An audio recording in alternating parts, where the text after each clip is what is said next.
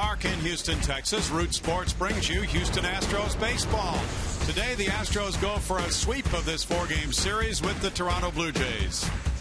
Good afternoon. Bill Brown and Alan Ashby. Bart Ennis joins us later to see the Astros and what the latest installment will do. They've already equaled the best start in club history to this point in the season, Ash. And equaling in the process the 11-game over 500 mark that they had come in. They were in Houston with prior to that 3-game loss series to the Texas Rangers. Last night they fell behind quickly 3-0 with one out in the first inning, but Scott Feldman turned things around. Really had the feel of one of those ball games that was going to get away. Scott Feldman, a very rough and stumbling first inning, but then he got it going as he got this little squib out right off the end of the bat of the very dangerous Jose Bautista. That in the second inning, Scott Feldman started to really turn things, winding up with 10 strikeouts on the night, the curveball and the sinker and everything he had working very well, and for a second straight game coming close to 7 innings in the outing. And then the Astros started to bomb away in the 6th. Well, the bat's coming alive, and Preston Tucker has been a steady part of that here recently. Colby Rasmus drives a key double into the gap into right center field. And then it's Chris Carter, the big swing of the ballgame, 3-run home run opposite field. Carter has been cold, but that swing made the Astros stay hot. Coming up, rage against the machine. The Astros have matched the best start in team history, applying a formula that very few teams have ever matched. What's the secret to their winning ways? Ash and I will give you some hints when we come back.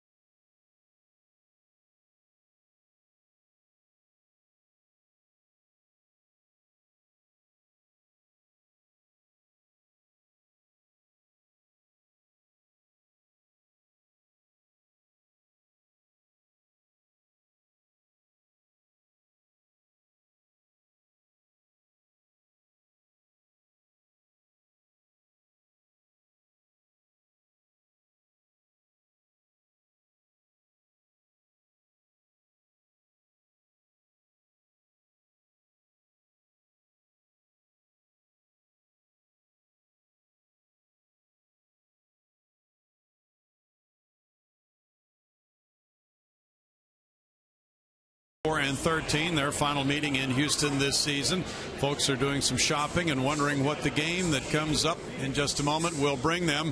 The Astros have really been entertaining their fans with this combination of explosive offense, good pitching, solid defensive play, Ash. Yeah, if you're among those who dig the long ball, you're going to dig this Astros club this year. The speed game. You love speed? They run, and they run better than anybody else in the American League. So it's a ball club that is kind of unique in the numbers it puts up. AT&T Rewind will show you more into that story as Jose Altuve goes to work. So flex it, Jose, as he goes very deep left center field here in the series as the Astros have taken 3 straight and hopping it out of the box. Luis Valbuena, he is the leader on the team in home runs. Altuve, he's the leader of the pack in just about everything, especially this running game. Jose Altuve keeps his team motivated and running very, very well, leading the league in that category.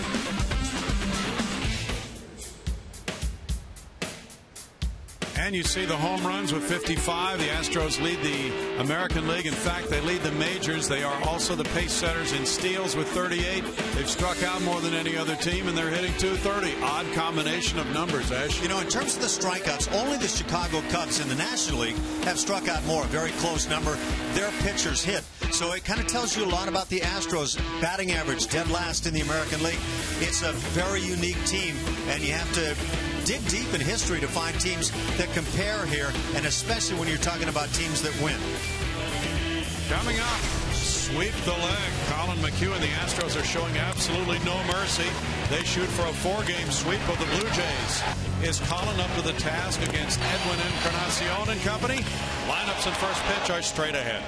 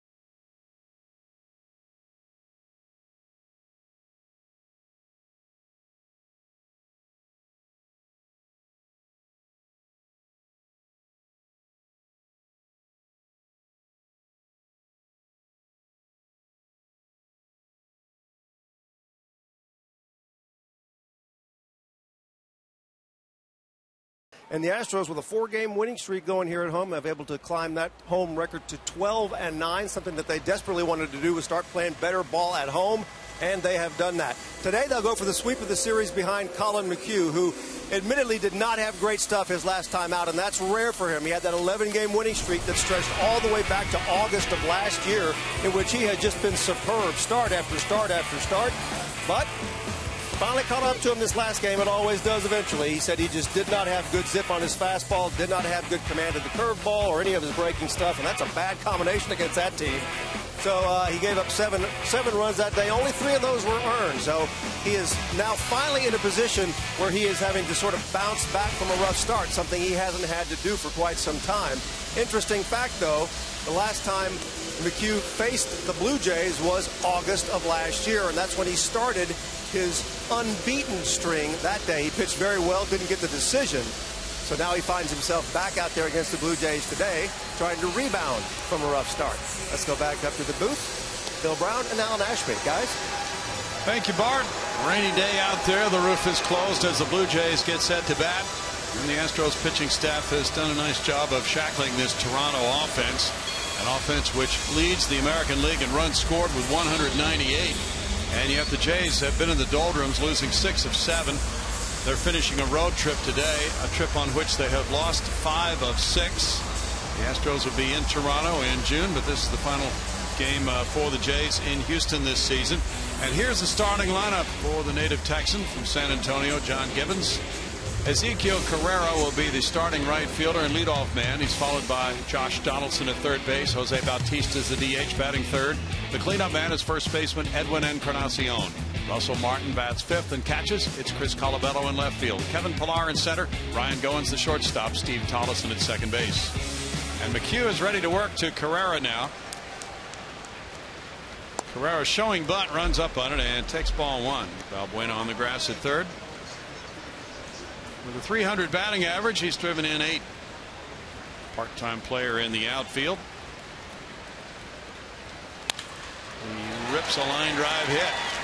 Leads off with a single to right field. And Carrera's aboard for Josh Donaldson. And we look again at Colin McHugh. A lot of what Bart said. Obviously, one career start against the Toronto Blue Jays and pitched well, allowed just 1 run in that game, but had nothing to do with it, win or lose. 7 starts on the year, 4-1, and just coming off that lengthy 11-game decision winning streak and trying to start another one now. Josh Donaldson has a streak of his own. He's been on base the last 34 games he has played against the Houston Astros, hitting .311. Donaldson has gone deep 8 times with 25 runs driven in. He pushes a bunt. McHugh will take the out at first. Carter barely able to catch that low throw. There's a lot of white showing from his first baseman's mitt on the sacrifice bunt. Not a good throw at all by Colin McHugh. But it could have been worse if Josh Donaldson had sprinted down the line. He started out hard, but at this point he thinks, well, I'm out, and runs way inside the baseline. If the ball had hit him, he'd be out anyway. But I think because Donaldson was running inside the line, it probably induced that poor throw. First base open for Jose Bautista now. That is strike 1. Bautista, a .222 hitter with 6 homers, has 19 runs batted in. And the slugger unloaded a homer in game 1 of this series Thursday night. Altuve plays him up the middle. Swing and a miss as McHugh rides the fastball upstairs, and it's 0-2.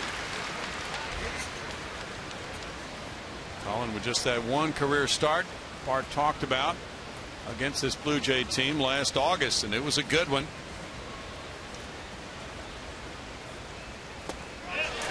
He went on appeal to Jeff Kellogg, the crew chief, the first base umpire. Bautista strikes out. Well, Colin McHugh turns back to Uncle Charlie. That over-the-top curveball, he's got a very good one and induces the half swing. Hank Conger goes after this, trying to make sure he backhands it. That ball hits the dirt and kicks. Could be trouble. Edwin Encarnacion settles into the box. Fouls back the fastball for strike 1. Defensively this afternoon for the Astros in the outfield, Colby Rasmus, Jake Marisnick, and George Springer on the infield. The left side, Luis Valbuena and Jonathan Villar at short. On the right, it's Jose Altuve and Chris Carter. Hank Conger gets a second straight start behind the plate.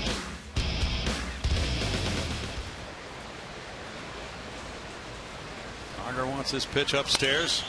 It's fouled and out of play for an 0-2 count to Encarnacion. This is a slugging Toronto team which has belted 43 home runs. That's 5th in the American League. Encarnacion showed his power in the opener of this series Thursday night, and then again with a pinch hit 2-run shot off Luke Gregerson up on the train tracks last night. So the numbers are solid with the 9 homers, 24 runs batted in for Encarnacion. It's funny, a lot of times you'll see a catcher want the fastball up and it'll wind up right through the heart of the plate, and that's what Edwin just saw as he fouled it off. That one cuts outside and it's a 1-2 count against Jay Happ and the Blue Jays here last August 1st. Colin got a no decision, giving up 1 run in 6 1/3 innings. And the Astros won that game 3-1.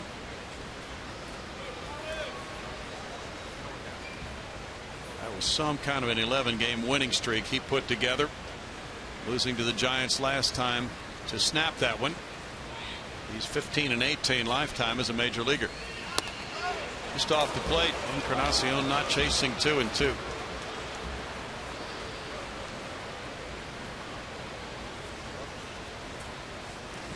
The skipper for the Blue Jays, John Gibbons, has been very complimentary of the Houston Astros after each of the 3 games in this series so far.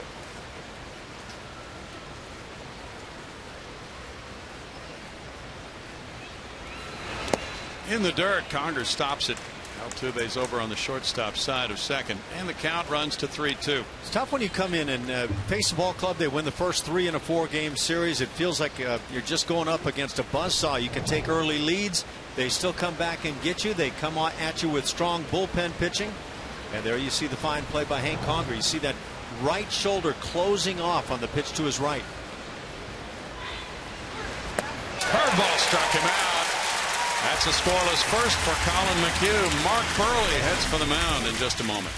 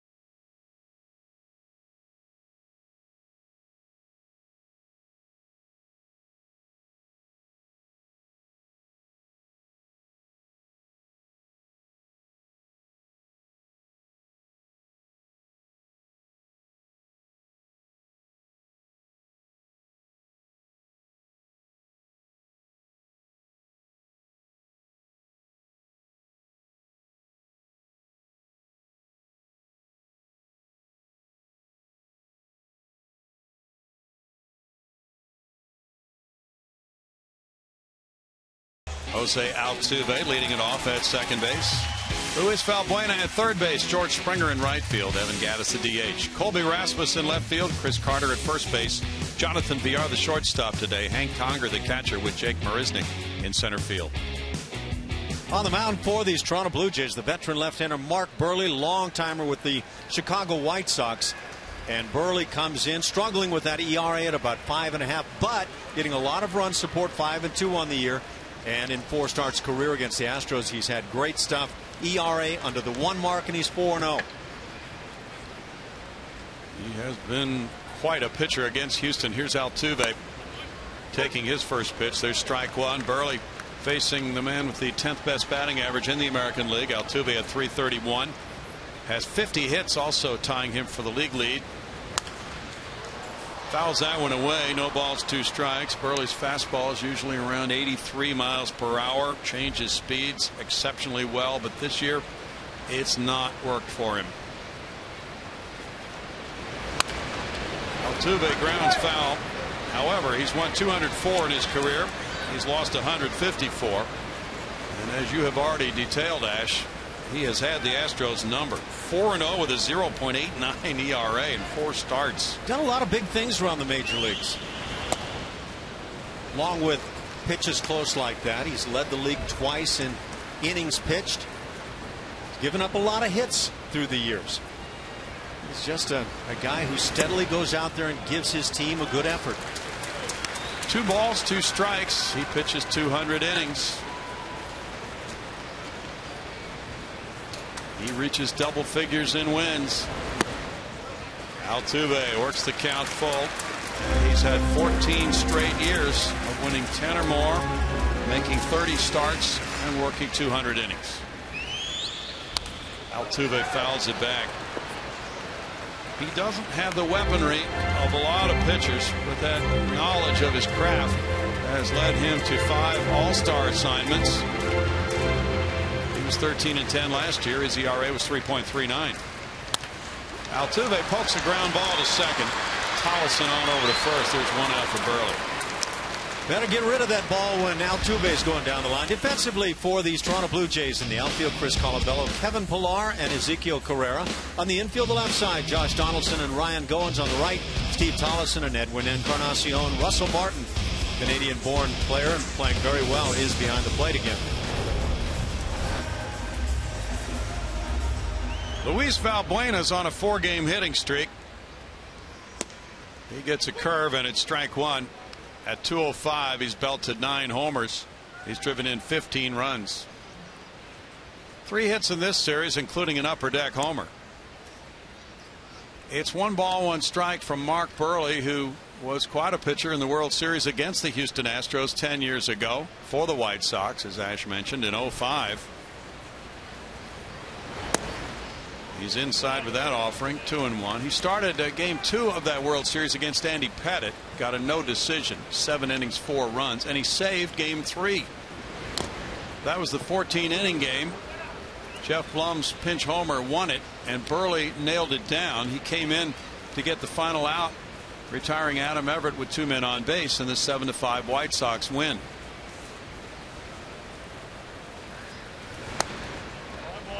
Valbuena looks at it, and he's worked the count full, just as Altuve did.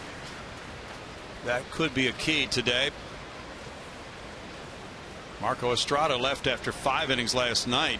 That's out to left field. Chasing Colabello back. He's up against the wall.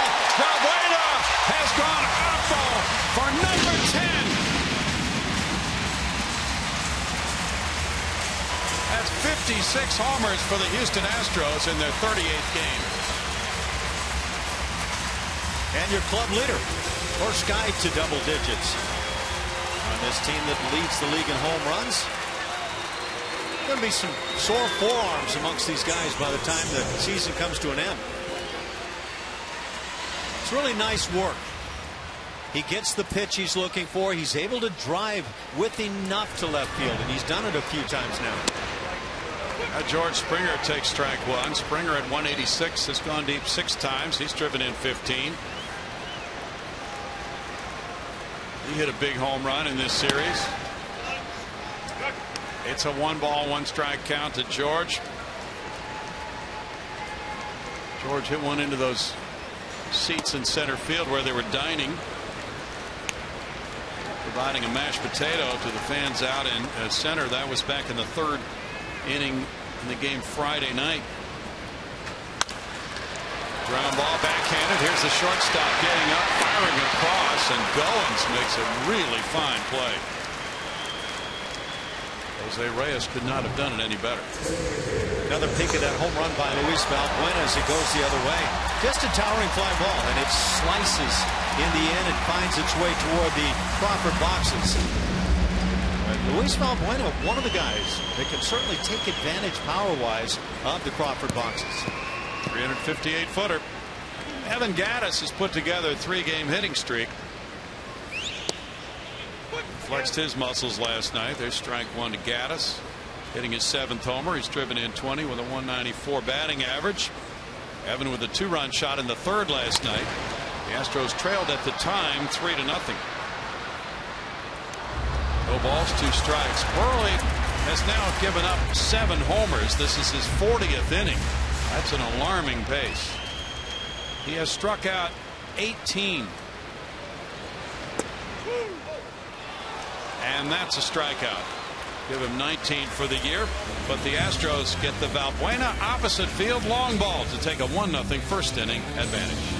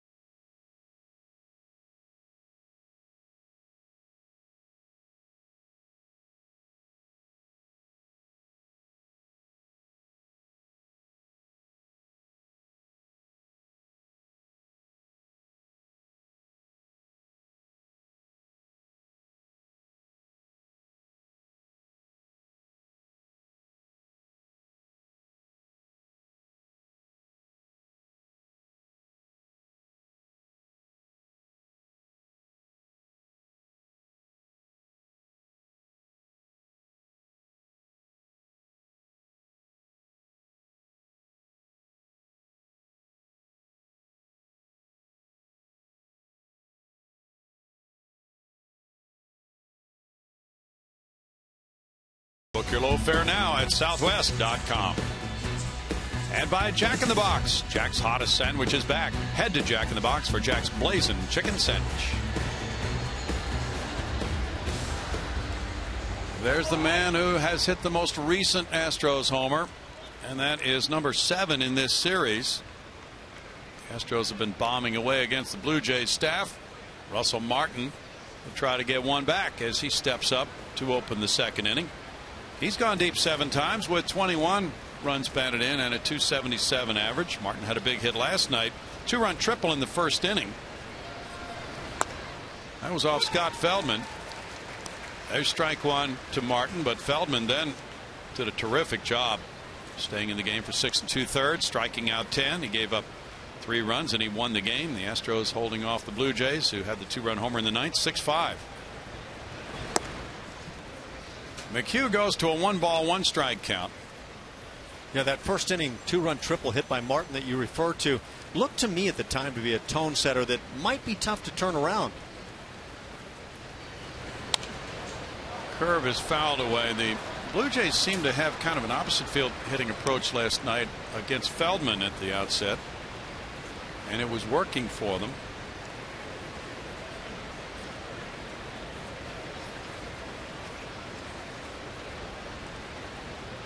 Don't know how much McHugh would read into his game plan today based on what they did against Scott Feldman last night.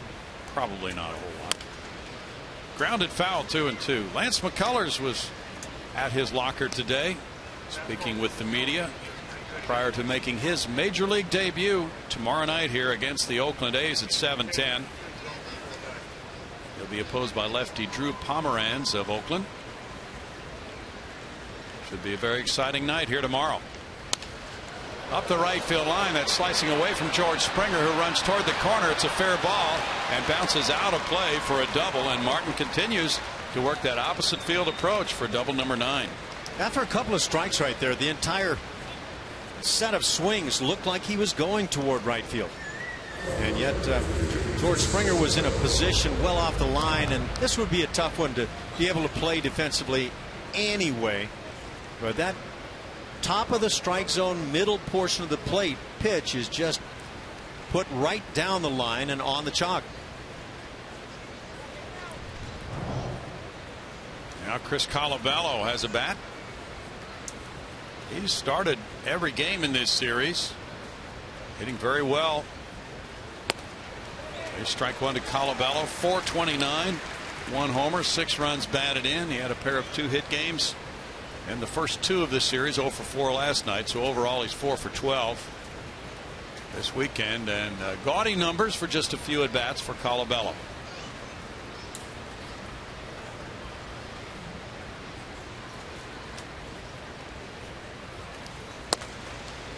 That's in for a strike. No balls, 2 strikes. Kevin Pillar's on deck.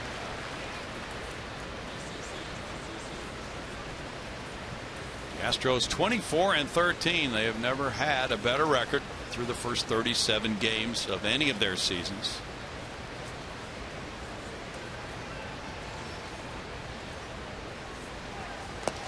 Swing by Colabello, and he's down on strikes. Number 3.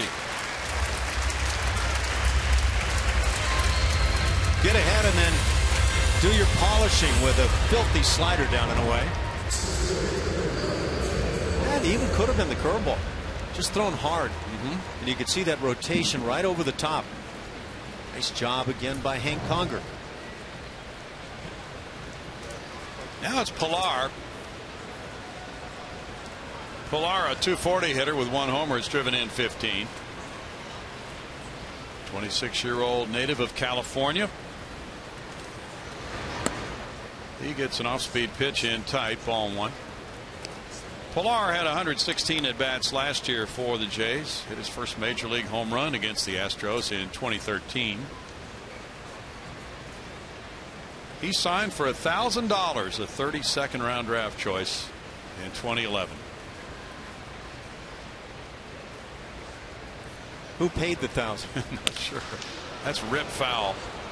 That's that 1-1. That Bob Uecker story to bring up Ueck again. And it only cost me $1,000 to get them to sign me. My family didn't have much money. We couldn't pay any more than that when I signed. Ryan Goins is on deck.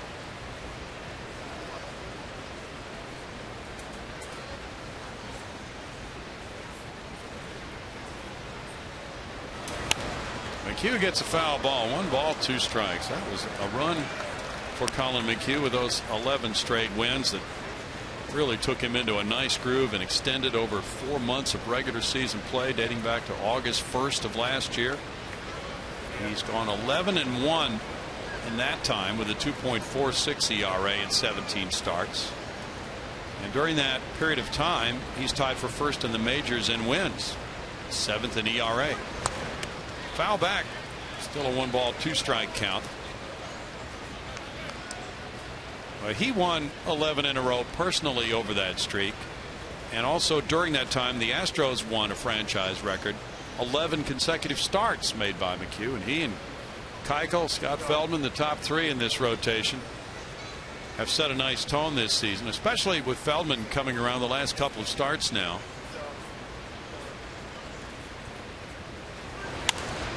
Foul back. You know, Roberto Hernandez is 1-3, but his ERA is 4.12, and he's done quality work just about every time. Pitched well, and I don't think that anybody could tout a 5th starter in the rotation, if you want to label guys as having done any better to this point. Make him stop. Martin was dancing off second. Struck him out. That's 4 punch-outs for Colin. Our Geico quote of the day comes from A.J. Hinch, talking about Scott Feldman's performance last night. To have a 3-run first inning, it's easy to shut it down and consider it a bad game. All he did was the opposite, and that's absolutely true. Scott Feldman could have just hung his head and his emotions there in that first inning after the inning, but he came back and made it a very strong night with the 10 strikeouts and eventually the W. Says a lot about a guy. Now, that game could have gotten away very quickly. Could have been ugly for the bullpen. Ryan Goins is the batter. That's a strike to Goins. 235, no homers, 6 runs batted in for the native of Round Rock, Texas, who already has made a sparkling play in this game. Yeah, without Feldman, those runs scored later would not have added up to a win. And would have meant a tired bullpen for today. 1 ball, 1 strike. Yeah, there's the tendency in baseball through the years to say, well, it's only 1 game. But when you have to use a bunch of guys from the bullpen, then it becomes more than 1 game because it affects you in the games that are coming up. Sure does. And the games are coming up. There won't be a day off for a while. The Astros go on the road after Wednesday's game here.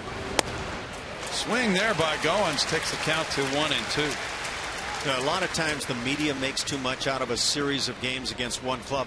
But I kind of wonder for the Houston Astros going into Detroit to face the Tigers. Can you make too much? I guess you can of that series, but can you learn a lot in that series? Probably so. That should be interesting. Probably some national media attention will be directed there in Detroit for that 4-game series. And especially with David Price scheduled to pitch the opener against Scott Feldman Thursday afternoon. 2 balls, 2 strikes. The Price tag seems to have dropped a bit. Oh, really? Well, just hasn't pitched David Price like to this point. Apparently he had a foot injury and he was moved back a day in the rotation. We were hearing that today. But pitched well yesterday. Struck him out looking. The curveball came around. It's strikeout number 5. He gets 3 in the 2nd inning. Leadoff double, no problem for Colin McHugh. Let's save some dessert for later. It's 1-0 Astros.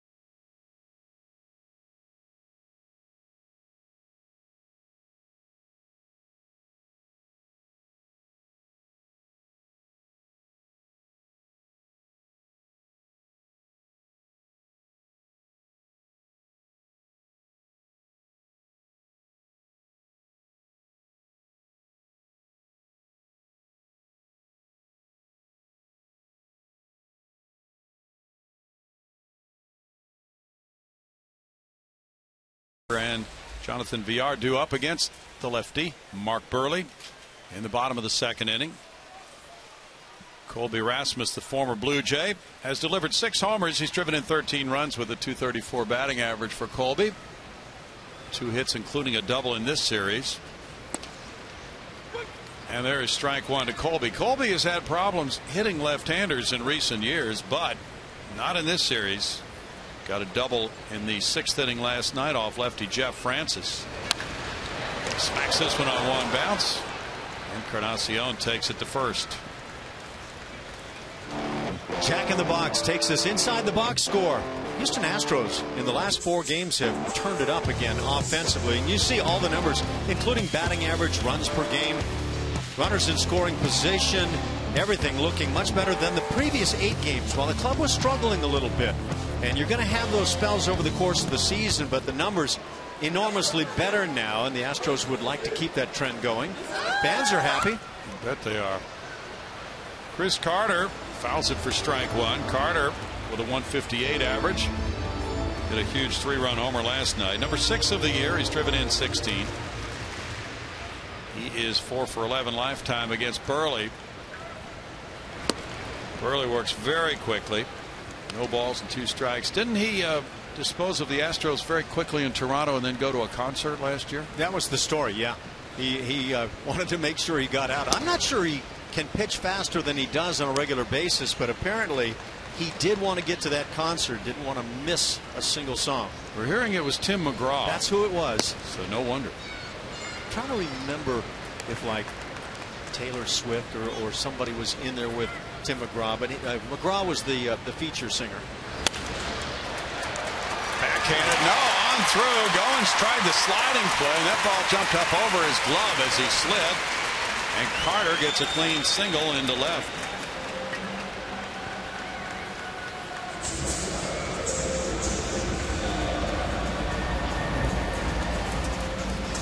This was going to be a tough play at shortstop. Although Carter can be gotten, lack of speed going down the line. I think George Springer's wondering what in the world's going on, because George hit a ball in a similar spot and Goins able to make a terrific play to get him. Hit number 2 for the Astros. Jonathan Villar, 205 hitter, has driven in 3. Strike for Mark Burley. Burley, beginning his career with the White Sox, as Ash mentioned, was a 38th round draft choice in '98. Toronto got him in a trade after 2012. It's a 1-ball, 1-strike count. Had a perfect game in '09 against Tampa Bay. No hitter against Texas in '07. He's had a lot of big moments in his career. He's led the league in innings pitched. Led the league in hits several times too. Bunted in the air toward third base and foul.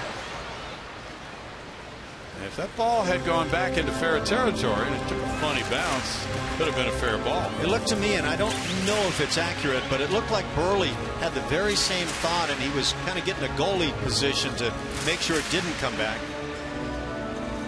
He's an excellent fielder. You know, you ask yourself, why is a guy like Burley such a successful pitcher? Watch this ball hit, and there's Burley reaching out. He was going to make sure that thing didn't kick back into fair territory. Yeah, check it out. But I don't know if it's definable. When a guy that doesn't throw overly hard throughout his career has great success, is it because he's got a big heart, or is it command or changing speeds? Tough to settle in on, but I imagine all of those aspects help. Struck him out looking. Number 2. And he's willing to work the inside corner, and I think that's one thing you always want to look at on a guy that doesn't throw extremely hard, and he spots it perfectly.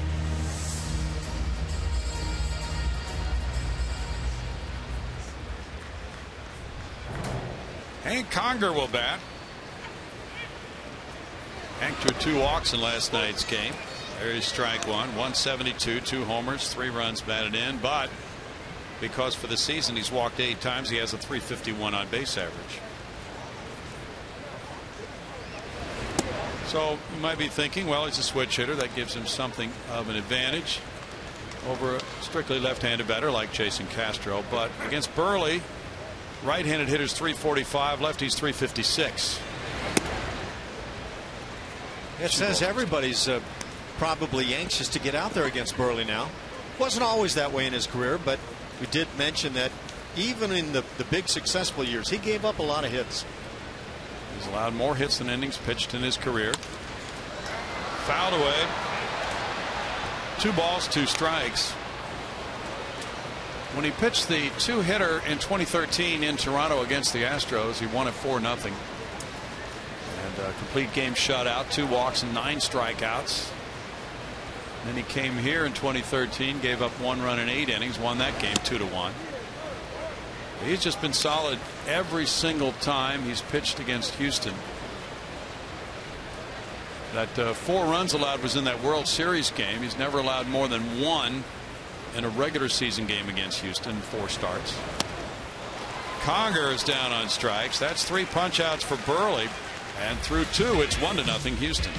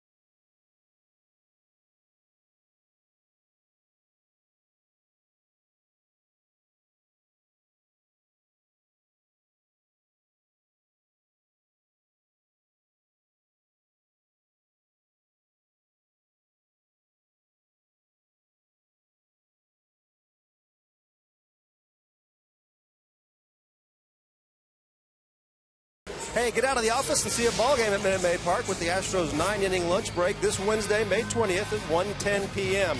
Get those tickets today by visiting astros.com/lunchbreak, or you can call 1-877-9-ASTROS. May have noticed Hank Conger getting the start for a second straight game today. Not because there's anything wrong with Jason Castro, but A.J. Hinch said that he just felt like it was time to get Castro a couple of days rest. He got hit on the foot on Friday night with a pitch that actually caught some of the sole of his cleat, also caught some of the side of his foot. Hinch said it's not a big deal, nothing Jason couldn't play through. He just, as a former catcher, he has that sense of when it comes to time to get the guy a couple of days off. So Conger's back in there today, guys.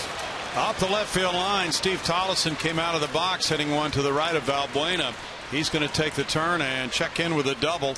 Leading it off here in the third inning, second straight frame. There's been a leadoff double, and there's been a leadoff hit in all 3 innings, allowed by Colin McHugh. Just a ground ball, but it finds the hole. And in the case of where you're playing off the line, that hole and large one provides 2 bases. He's aboard for Ezequiel Carrera. He led off the game with a single to right. Carter's in tied at first. Valbuena in close on the grass at third with nobody out, and he's showing bunt and dropping one down. Conger will have to spin and fire and get him, and had to make a good play to get him. Carrera runs well. He has sacrificed Tollefson to third on out number 1. I don't know if that's a case of John Gibbons, the skipper of the Blue Jays, saying, hey, we're not going to mess this one up after the leadoff double by Martin in the second inning. 3 straight strikeouts left him at second base. So push him over and then see if you can put a run on the board. Probably the thinking. Well, especially with Donaldson coming up. So Carrera gets the runner to third. Donaldson put down a bunt himself, although it appeared he was bunting for a hit at the first inning. It went as a sacrifice.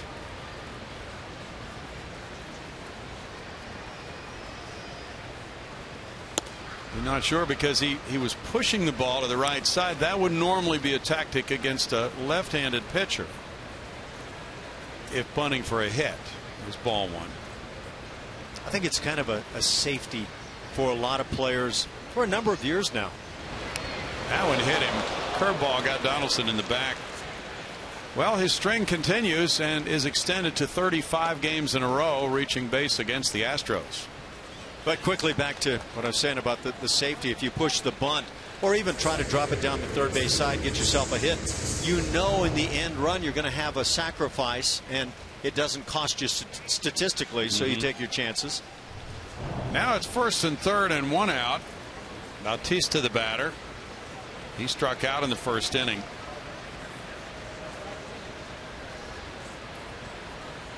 Fourteen of Bautista's 24 hits have gone for extra bases. Altuve plays up the middle. That's a foul ball. There's strike 1. This Toronto club is home run dependent. When the Blue Jays do not go deep, their record is 3-13.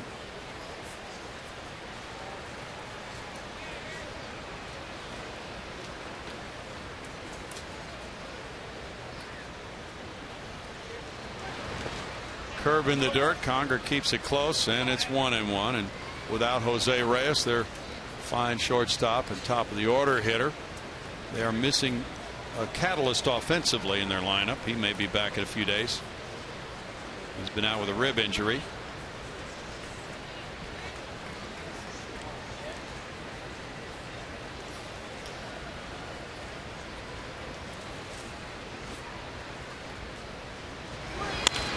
Fly ball left field. Rasmus backing. The runner's tag.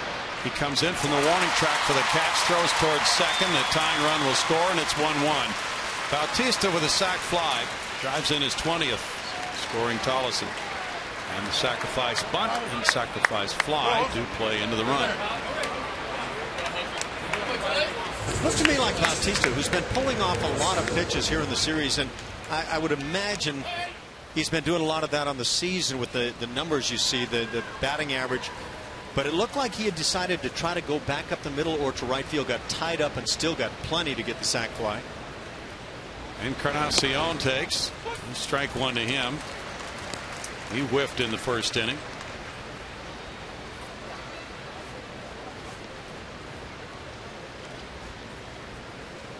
His injury last July really cost this Toronto club. Took it right out of contention. That's a ball to him. 1-1. Big man is very, very strong.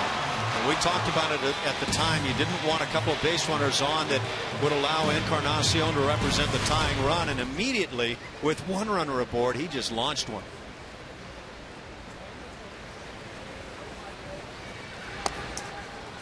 That's in tight to him. 2-1. Encarnacion had 26 homers in 88 games at the time of his injury in July last year. And he had a .959 on base plus slugging percentage when he got hurt. That was a big loss for the Jays. They were 83 and 79 a year ago. He grounds that foul. It's 2-2. I don't know if baseball fans remember, but 91 games in first place were the Toronto Blue Jays. And as you talk about it, losing Encarnacion was just too much in the heart of that order to have them be able to continue to succeed.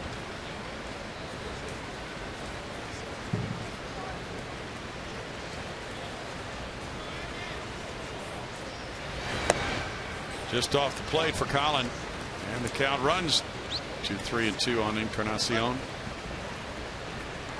So the runner at first, Donaldson, will be ready to move on this next pitch.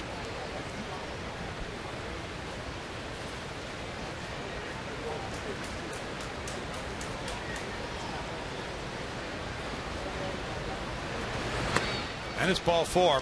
Runners at first and second for Russell Martin now. That's the first walk for McHugh. Only the 10th walk this season for Colin in 46 innings. Conger with a visit. Martin took his double to the right field corner in the second inning.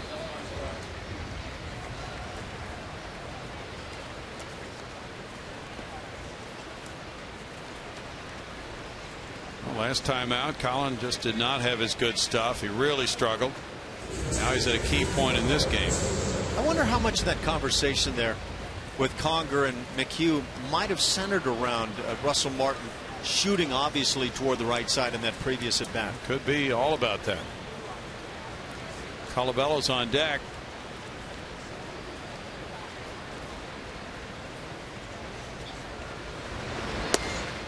Curve is strike one.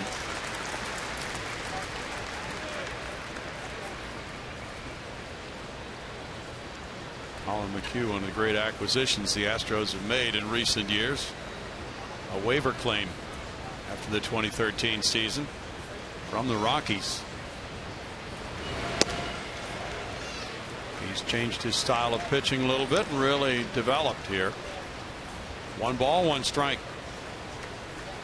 You can't go out and spend huge money to bring in every player you think is going to help you get better, but when you can make that kind of acquisition, what a quantum leap it makes for your club.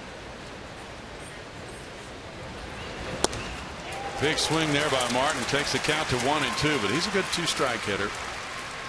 He has struck out 30 times, but he's also brought some thunder with 2 strikes in the count. That's what happened in the second inning. And last night he got a 2-strike 2-run triple.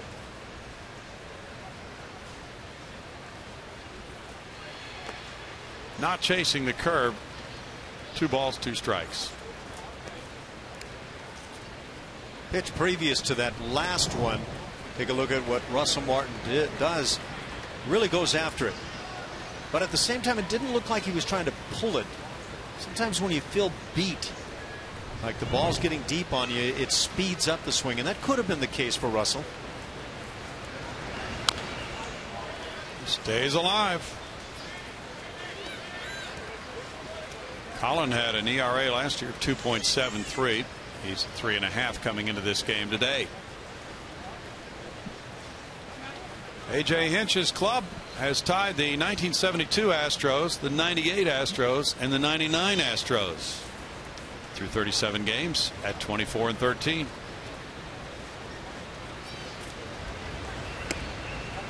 Now 3-2.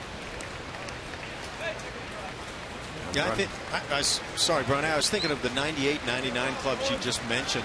Well, those were just offensive loaded teams. They were. And they had great starting pitching as well.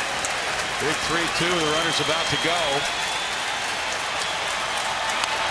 And another foul ball, just foul, third base side by Martin. Martin really battles.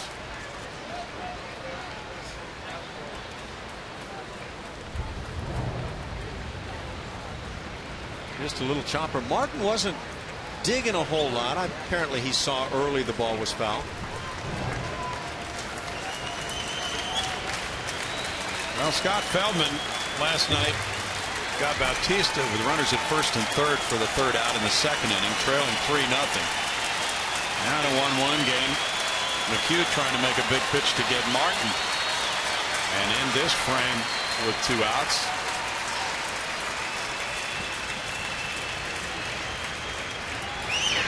And he did. He struck him out. That's number 6. 1 run scoring on 1 hit. 2 men stranded. McHugh had to work hard to keep it tied 1-1.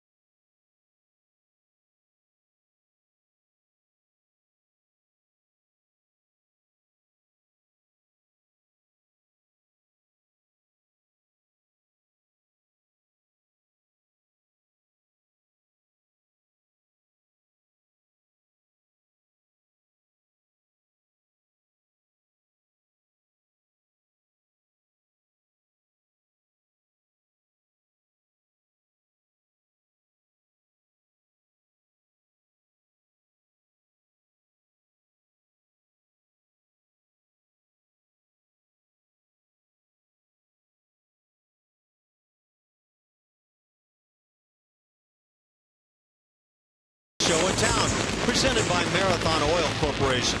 The next Friday night fireworks is Friday, May 29th, when the Astros take on the White Sox. For more information, visit Astros.com/fireworks or call 1-877-9-ASTROS. It's always a big night Friday night. Jake Marisnick comes up in the bottom of the third. It's tied at 1, and it is pouring in downtown Houston. Marisnick at 296 has 3 homers. He's driven in 14 runs. Former Toronto farmhand. It is really coming down out there. There's strike 1 to Jake. Hopefully it clears out some of the driving issues here in town. Just wash them right out for us. 1-1. Marisnick got a rest in last night's game. He's been playing for a while. He is 2 for 9 with an RBI this series. And he's worked the count to 2-1. Very good man to have leading off an inning because of his speed. 9 steals in 11 tries. He pulls that one foul. 2 balls, 2 strikes. He snapped an 0 for 12 Friday night, going 2 for 4. Had a shot at the leadoff spot. Now it's 3-2 for Burley, and Burley's had some 3-2 counts. He had 3-2 on the first 2 hitters of the game. That's flipped over first base up the right field line, and it's a foul ball. Looked like it might be fair, but it was foul by several feet. Almost an ugly thing of beauty. Yep. There's the rain you're talking about. Well, that Houston Rockets crowd for Game 7 of its playoff series with the Clippers should be coming into Toyota Center long about now, hopefully with umbrellas. Well, it sounds like the winds are just howling here in town. Okay, didn't know that. We've had some rain for a while now. Sound effects. Ground ball behind third. Donaldson, long throw in the dirt. Good play on that end by Encarnacion. With some pressure from a speedy runner. Houston Methodist helps us get to know Jose Altuve in this case. Favorite player growing up for Jose Omar Vizquel. It's kind of an easy one. Fellow countrymen. Favorite movie, X-Men. And the craziest job you ever had, cleaning pools. Bet he did it quickly. Oh, you know it. And powerfully, by the way. He grounded out first time up. Looking at ball one upstairs. Altuve with his 50 hits in the first 37 games is tied for fourth in club history. Grounds that one foul. 1 ball and 1 strike. Burley has an ERA on the road of 6.95 this year for 4 starts.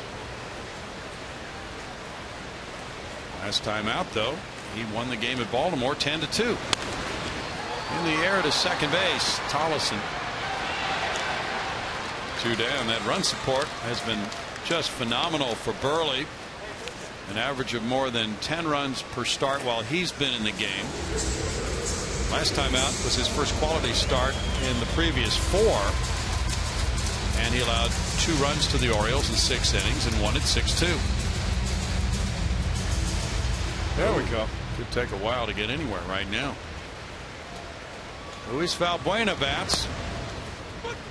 Nice strike 1. He hit the home run to the Crawford boxes in the first inning. That was his second career long ball and second hit off Burley. This slicing foul ball is out of play. It's 0-2.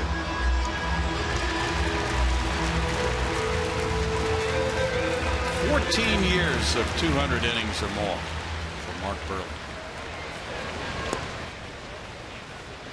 1 ball, 2 strikes. Well, that'll really help a staff to know that there's at least one guy who can do that every year. You know, when the Blue Jays made that big deal with Miami, they got Burley, but they also got Josh Johnson, and I think they were just hoping he could regain some of the form that made him one of the toughest in the National League at one time. Never happened. Well, there's some run support. A couple of the guys in the top of that rotation for Toronto got.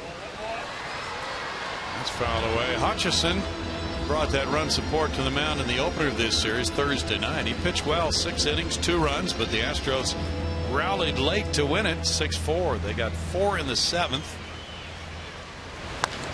Bouncer out to the shortstop. Goins overshifted. And it's an easy 3rd inning for Burley. 1-1.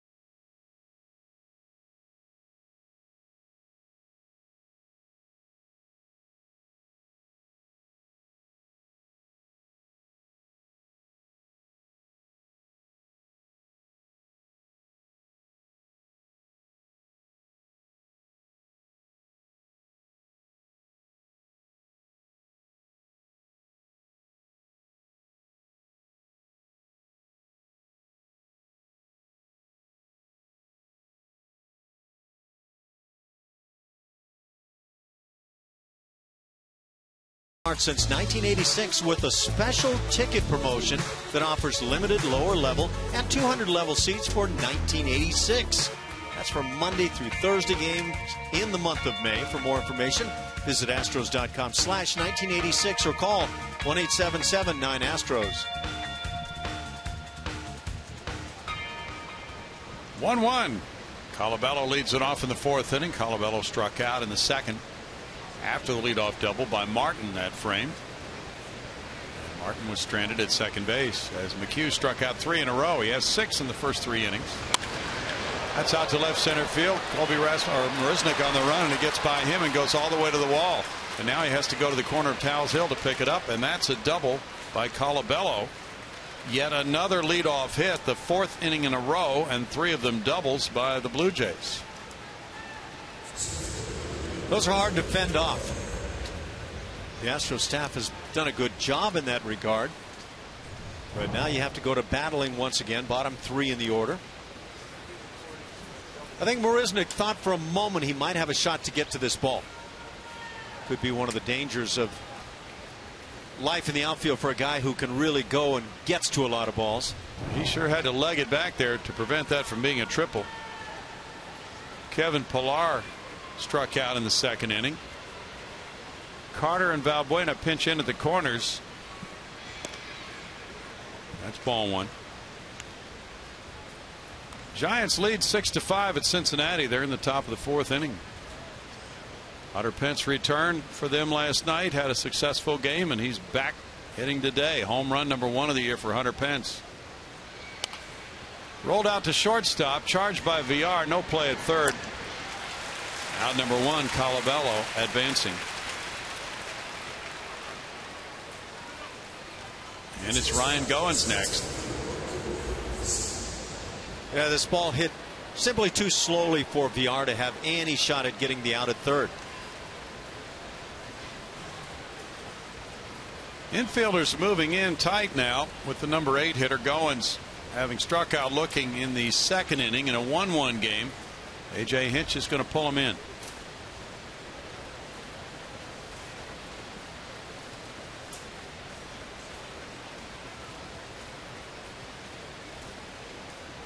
Tollison's on deck.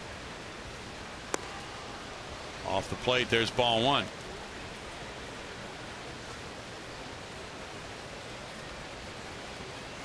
Chris Heston of the Giants has given the Reds 5 earned runs in 2 innings. Anthony DeSclafani for the Reds has allowed 6 earned runs in 3.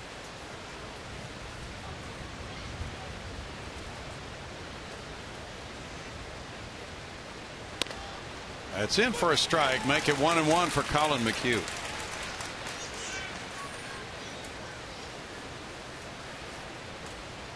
Mets are leading at home over Milwaukee. It's 5-1 New York. They're in the bottom of the 6th inning.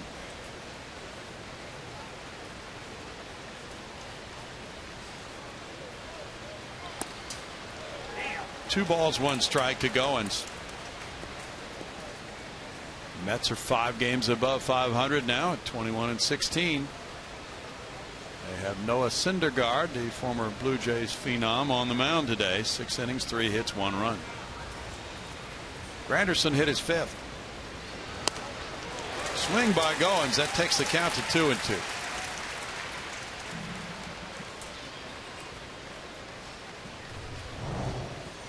Big time for a strikeout now for Colin.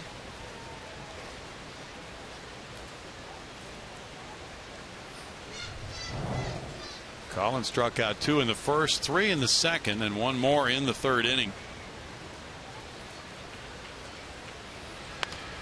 That's a foul ball for the season. He had 36 strikeouts in 43 2/3 innings when this game got underway. He had 4 times as many strikeouts as walks. Last year, Colin worked 154 innings for the Astros and had 157 punchouts.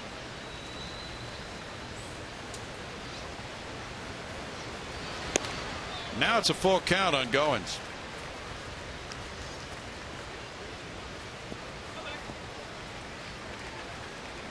Last time out in 4 2/3 innings, Colin threw 91 pitches.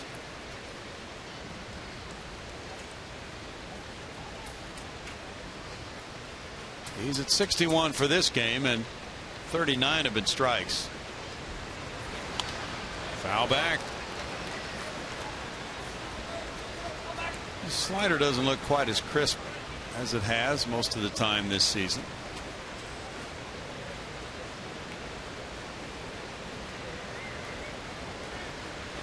Not sure it has quite the thrown from on top angle on it.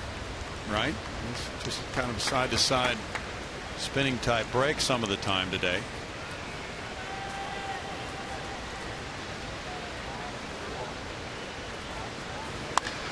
That's laced into left field. Caught on the run by Rasmus, and the runner will score. Colabello waltzing home to make it 2-1 Toronto, and the sac fly by Goins.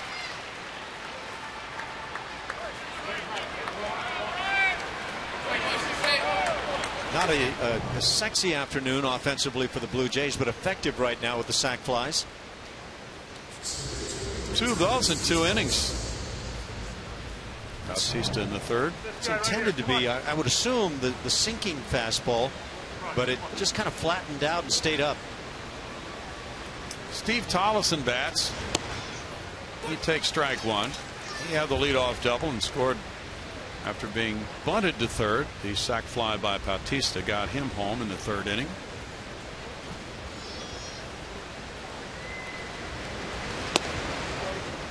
And showing bunt, he takes that pitch upstairs. It's 1-1. The Orioles lead the Angels 1-0. They're in the top of the 7th already at Camden Yards.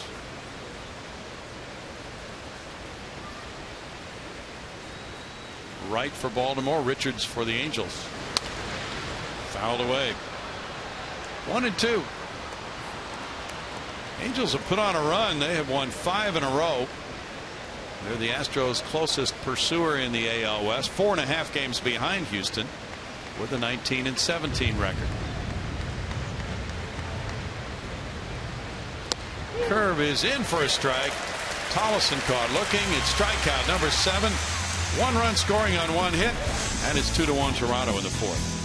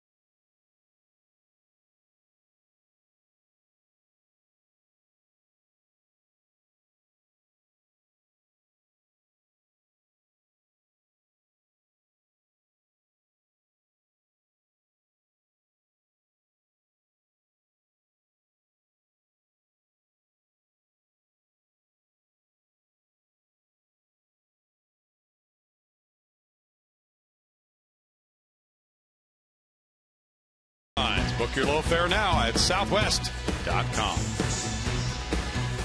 Just about traveling time for a lot of folks. About 2 weeks left for school, right, Ash? In many areas. Yeah, I would imagine so. I don't think those kids are concerned about that right now. They could care less. 2-1 Toronto. Here's George Springer batting. Taking ball 1 up from Mark Burley. Springer was robbed by a good Ryan Goins play at shortstop in the 1st inning. Moving to his right. George fouls that one. It's a 1-ball, 1-strike count. Phillies lead the Diamondbacks 2-0. They're in the bottom of the 6th at Philadelphia. Sean O'Sullivan pitching against Josh Colmenter. Darren Ruff hit his 3rd home run. Phillies are 15-23 now. Springer looks at ball 2, 2-1 to George. Springer is one of 6 Astros who have hit at least 6 homers. One of 5 rather. So 5 guys with 6 home runs, which would put them on a 24 home run pace. If they had 6 when we get to 40 games, this is the 38th game. That's pretty good distribution on the home run list. 3-2 now. George, one of the guys right now that's taking a lot of close pitches with 2 strikes, sometimes even on the first pitch. He took ball 4. Leadoff walk. First walk for Burley.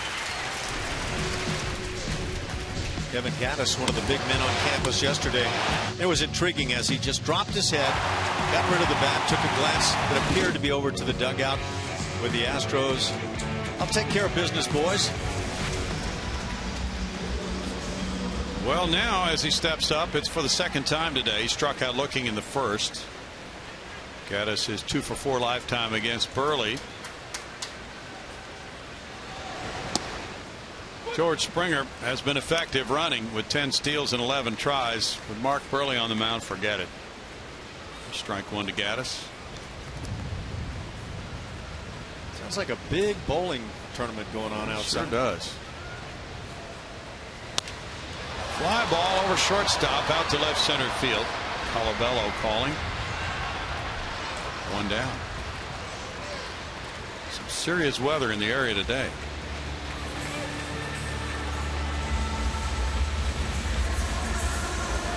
He's coming hard.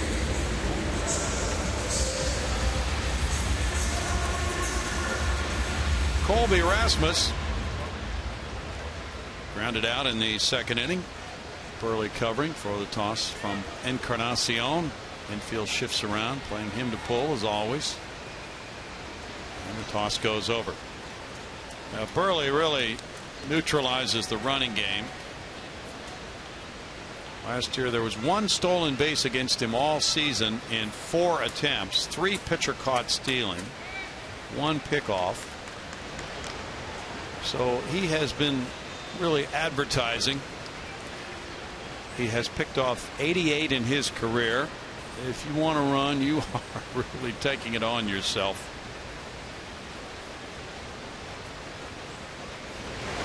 In tight. And the way Martin throws, Martin has thrown out 46%. 12 caught stealing with Russell Martin behind the plate this year. That is a lethal combination. A lot of times it's the combination that causes that number. You get some pitchers on your staff that do a good job, Burley being one of them, and it helps out a catcher so much.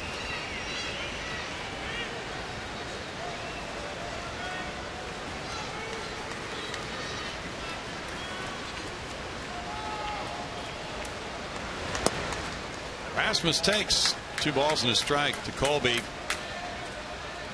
Astros working some counts today. Another close pitch. Mark Burley wants it. Colby wants it the way it finished up. Mark Ripperger is the home plate umpire. In for a ball, and it's 3-1 now. Yankees and Royals are playing, and it's 1-0 Kansas City. Bottom of the 4th at Kauffman Stadium for Edinson Volquez and Chris Capuano. Salvador Perez hit his 5th home run. That's a walk to Colby. 2 of those in the inning, and Chris Carter bats with 1 out and 2 on.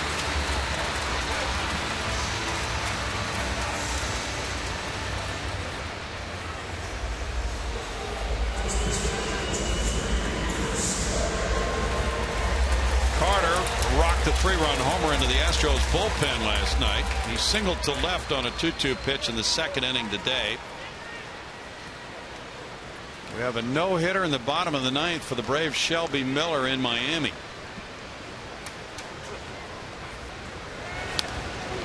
Foul ball. There's strike 1. That would be the first on the year, would it not? Yeah. We're 8 in the 3rd. No hits, no runs, 1 walk, 4 strikeouts. He's thrown 84 pitches. 2 outs to go for a Shelby Miller no-hitter in Miami. Carter looks, and it's a 1-ball 1-strike count. Henderson Alvarez just returned from an injury to take that start from Miami. He was one of the principals in that Toronto Miami trade involving Burley. 1-2. Well, when you get a fastball at 84 miles an hour, kind of up through the hitting zone, not one you should miss. But Carter's going through one of these spells again where even that pitch at 84 is swung right under. And a strikeout. It's out number 2. 4 punch outs for Burley. I don't think a hitting coach, a hitter, can tell you what's going on when you're swinging through that pitch at these velocities.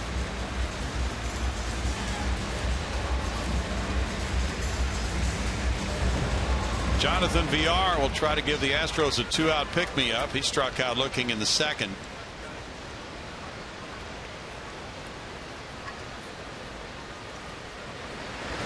He rips a line drive left field. That is by the left fielder Colabella off the wall. Springer scoring to tie it at 2. An RBI double by VR. Rasmus into third. Well, VR comes up with a big knock. Double number 2 of this season for Jonathan. His 4th run batted in. You know, I don't have the numbers in front of me, but Jonathan VR is a switch hitter. Just the eye test, I love him from the right side of the plate. He's actually got some serious pop from this side. Well, he was 2 for 18 this year, but that's not enough of a sample. He has some pop right-handed. The no-hitter's been broken up by Shelby Miller, and now it's Hank Conger. Conger with a fly ball to left center field. Pilar underneath it for the 3rd out, and the Astros tie it with a run on 1 hit. They leave 2. It's 2-2 after 4.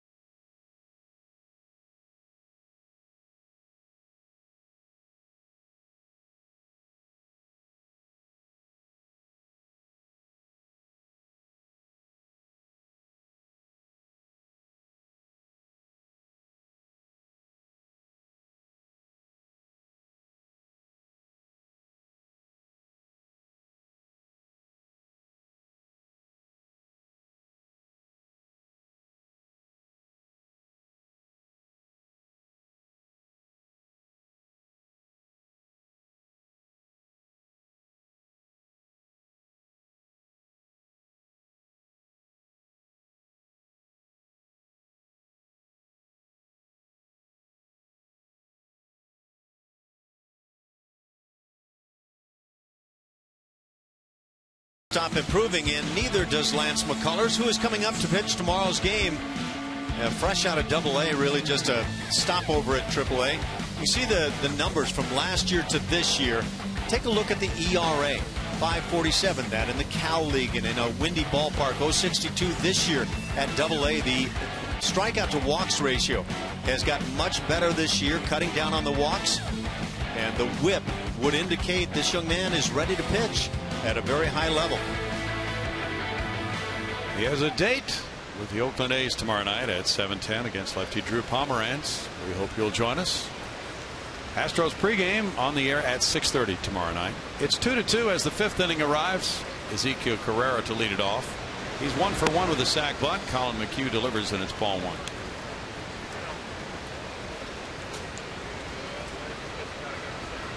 Valbuena's on the grass at 3rd, and Carter pulled in at 1st as well. That one's up and in, and a foul ball off the leg of Carrera for a 1-ball-1-strike count.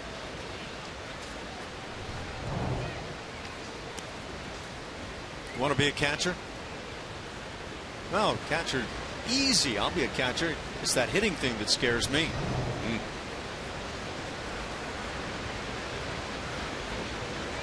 Marisnick shades to left center on Carrera. Oh, floats high as he runs up to bunt. 2 balls, 1 strike. Man, is it coming down? It's just misting.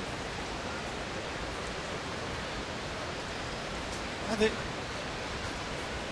that's a massive whammo slip and slide right there. Again, he runs up on it, and again, it's the ball. It's 3-1 now.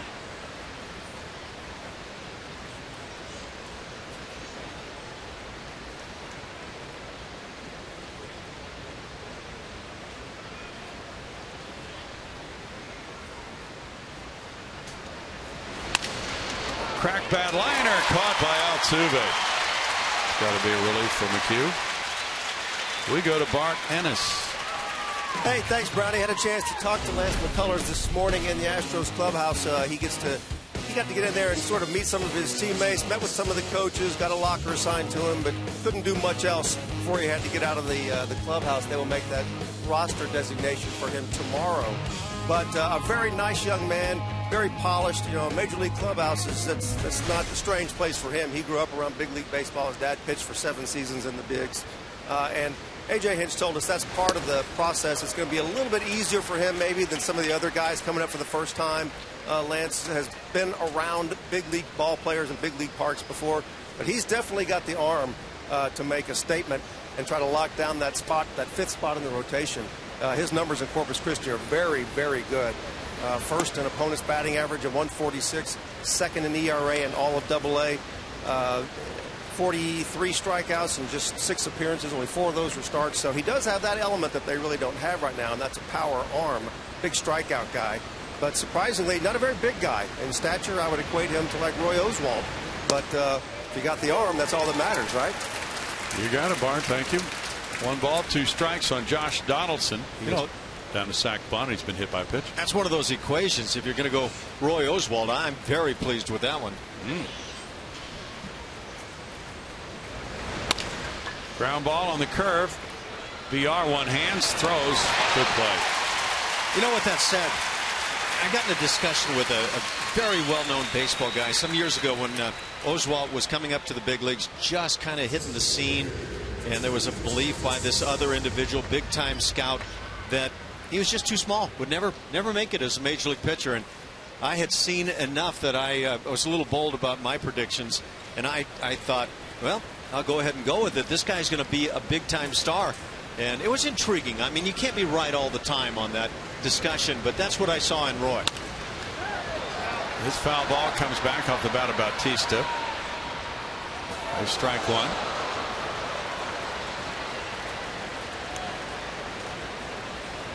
But I think anytime you start lumping guys into categories and saying definitively this is what he will or won't do, because he's a big-bodied guy, he's going to be greatly successful, or he's small and therefore he won't. I think that's very dangerous. Jam, a pop-up off the bat of Bautista, goes to Altuve. Nice 5th inning for McHugh, regrouping with his first 1-2-3 frame of the day to keep it tied at 2.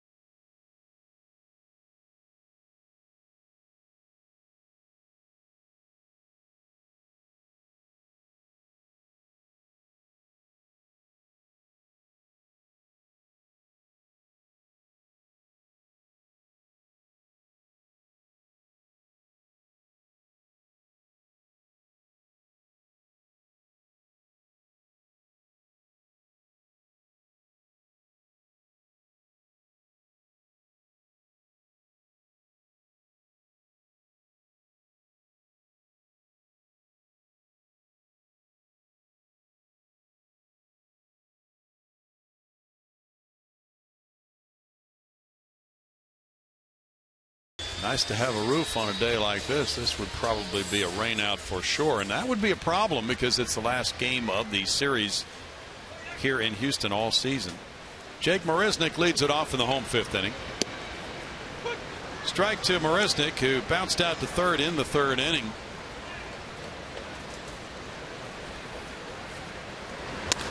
Line shot caught by Donaldson. That was headed for a double.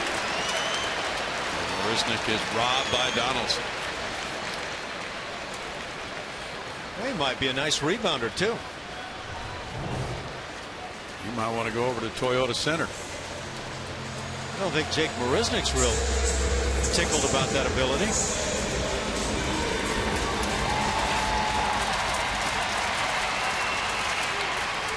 Well-timed play by Donaldson. Here's Altuve, 0 for 2. Grounds to Donaldson on 1 hop. That's an easy out, number 2 for Burley, who's really keeping the Astros at bay. They got a Valbuena opposite field homer in the 1st. A VR 2-out RBI double in the 4th. And Burley has really kept them down other than for those 2 hits. Valbuena 1 for 2.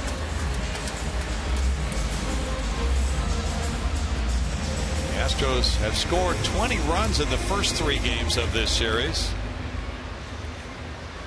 They're trying to sweep a 4-game series for the 2nd time. They swept Seattle in a 4-game set here. Strike to Valbuena. The only time they've ever swept a series against Toronto of 3 games or more was in 05. 1-1. They've won 6 in a row overall from the Blue Jays, and 15-8 is their all-time record against Toronto. That's a shot to left center field. Pilar going for it. Pilar moves over for out number 3. Both pitchers retire the side in order in the 5th. That was a 7-pitch inning for Burley, and it's 2-2.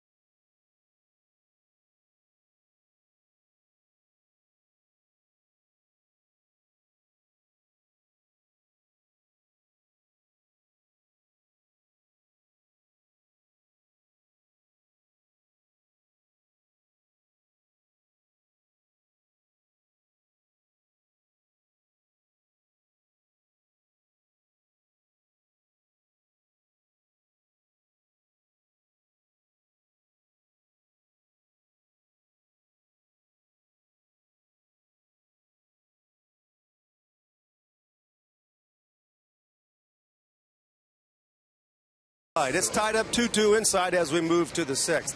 MLB.TV Premium, the #1 live streaming sports service, is celebrating 13 years. Watch every out-of-market game live or on demand in true HD on over 400 devices. Real-time highlights, live look-ins, pitch tracking, and more. Blackout and other restrictions do apply. For more information, go to MLB.TV. Guys, back to you. Thanks, Bart. 2-2 ball game. We move to winning number 6. Edwin Encarnacion is in the box. He's 0 for 1 with a walk today. Strike on the curveball.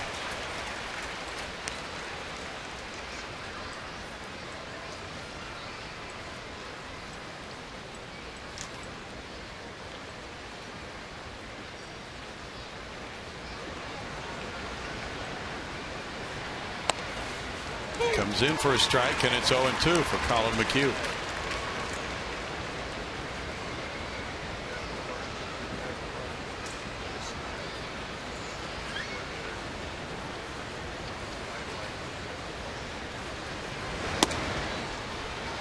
1 ball and 2 strikes to Edwin Encarnacion, formerly of the Reds.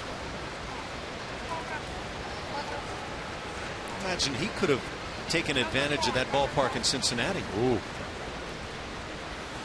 That's strike 3, McHugh. A little fist pump there, looked like. Got his 8th strikeout. Encarnacion barking at Mark Ripperger.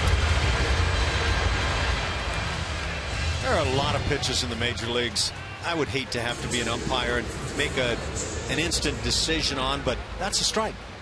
That's as perfect as you can place it. No, Colin just walked off. It wasn't a fist pump. It was a big call for him, though. Russell Martin fouls it back, strike 1. Martin has a double and a strikeout. Colin is not one of those demonstrative types of guys. I'd love to know how the umpires go about their business. Does a guy like Ripperger decide to go back and, well, at least right now, remember that particular pitch? I want to see that one against Encarnacion in the 6th inning and go back and take a look at it. I think that would be the way to do it. There would be certain pitches during the course of the game that kind of define what the strike zone should be for a guy. 0-2 to Martin. He hits a line drive to center field. So on the 0-2 pitch, Martin makes it a 2-for-3 day, and he's aboard for Colabello. Between innings, the classic astronaut race. How does this thing end up? I don't know. Orbit decided, well, I'll get involved. Orbit. Dirty tactics. Shame on Orbit. I think it was just an accident. Yeah, right. That was planned by our furry green friend from outer space. Chris Colabello is 1-for-2. Ball 1 to Colabello. He started the 4th inning with a double and then scored on the sac fly by Goins. That was quick on his feet there by Hank Conger.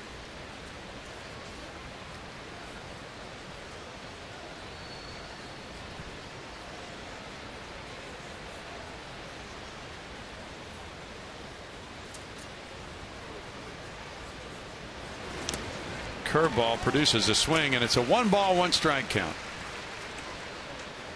That's a great curveball. He's got a good one, doesn't he? Right over the top. Scott Feldman shows that pitch quite often. Shelby Miller wound up with a 2-hit shutout over Miami. He goes to 5-1 with a 1.33 ERA. Atlanta wins it in Miami 6-0. Beating Henderson Alvarez. D. Gordon was 1-for-4. His batting average dropped to .420. That's crazy. Are we going to start watching the 400 watch now for D. Gordon? You bet we are. Upstairs 2-1. Anybody hitting .420 on May 17th has made quite an accomplishment. Doesn't matter if it's a quarter way through the season or not. You know, the number, the batting average number grabs me, but the number of hits, that's the one that really catches my attention. You bet it does. He's up there with the all-timers on that kind of a hit pace. Swing and a miss. 2-2 to Colabello. We're going to check his hit total. I think it was 61 at the start of play today. Sounds about right. It's outrageous, whatever it is. It is outrageous.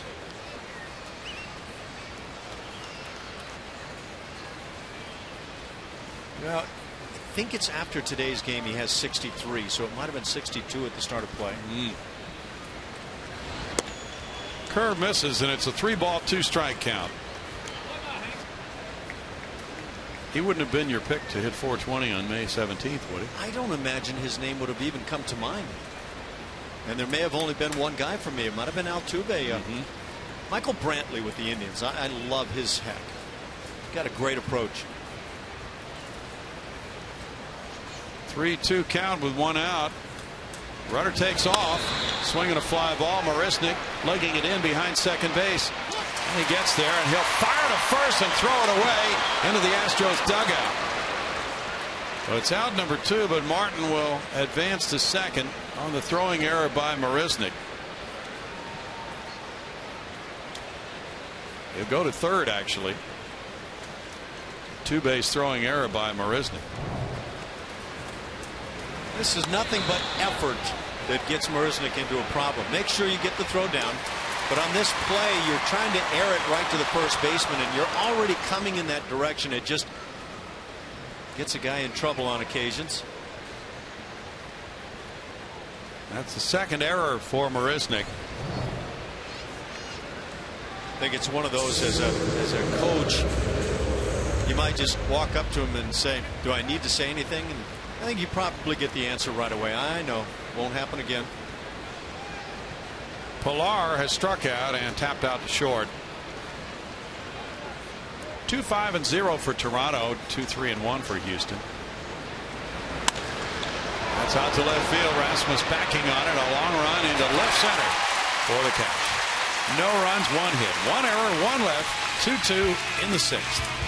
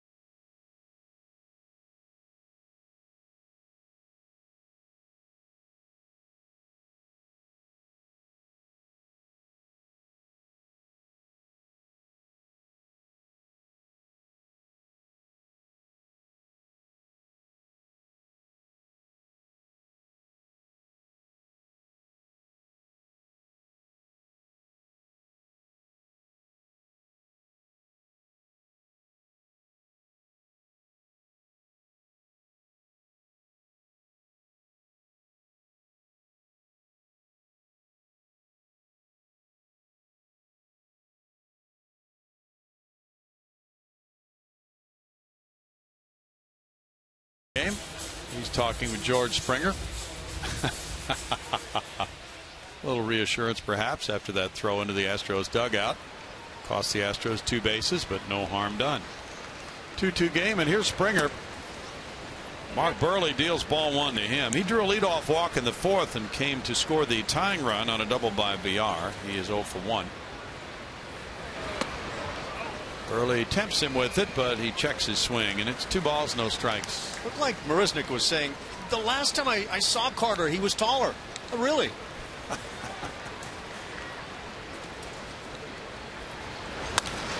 Springer cracks one to center field. Pilar waiting for it.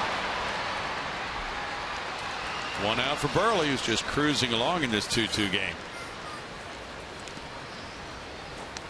That's just not on the money right now for George. Good swing, but at the end of the bat, still hits it where some guys kind of roast one and get it to. Evan Gattis struck out looking in the 1st. Hit a fly ball to left field in the 4th.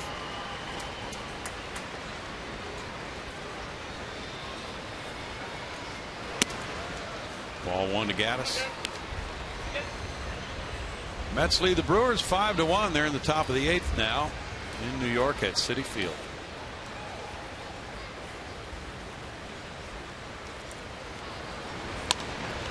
Soft pop up, first baseman Encarnacion over.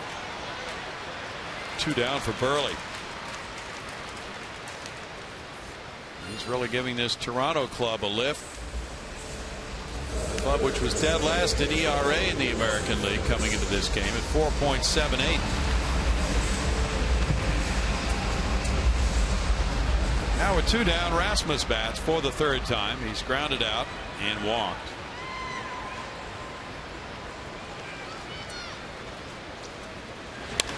High drive right field. Colby Rasmus has hit one in the seats.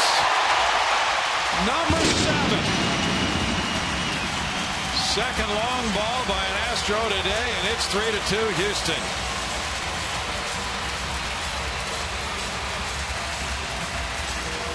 That is some kind of valuable weapon. You can say all you want about, well, we don't want to be reliant upon the long ball, but as long as you got it, you'll have these moments where you take advantage. Burley just simply leaves it up, and Colby has a huge response. That's a nice 2-out rally. Strike to Chris Carter. Carter's 1 for 2. Happened so fast I didn't even find myself aware of it. That's 8 homers in 3 games for the Astros. Carter with a drive to center. Pilar backing out to end the Astros 6th. Valbuena went deep in the 1st. Rasmus turns on one here in the 6th inning. Houston leads it 3-2.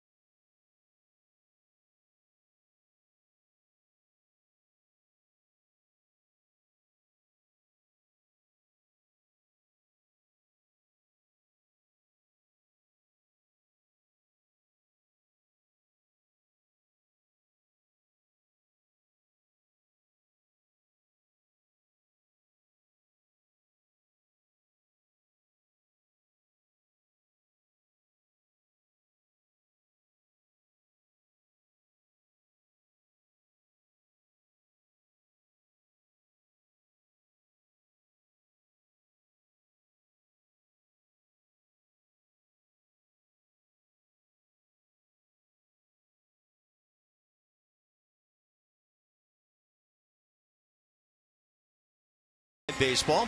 At bat is up to the moment. At any moment with in-game highlights, live look-ins, replay reviews, radio broadcasts, statcast, and more. Get MLB.com at bat for your smartphone or tablet. 3-2 ball game. The Astros with their 2nd home run of the day. Got one from the former Blue Jay Rasmus. And it is a 1-run lead for Colin McHugh going to the 7th inning. Ryan Goins to lead it off. Goins delivered a sac fly in the 4th inning after striking out, looking at one in the 2nd. McHugh's fastball misses outside. There's ball 1. Well, after being 2 hit today by the Braves' Shelby Miller, the Marlins have fired their manager and bench coach.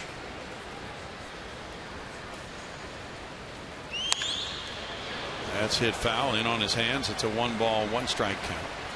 Thanks for the memories, I guess, huh? Yeah. Will Harris warming up in the bullpen for Houston. So the skipper, Mike Redmond, was dismissed minutes after the game, and then also the bench coach, Rob Leary, went with him.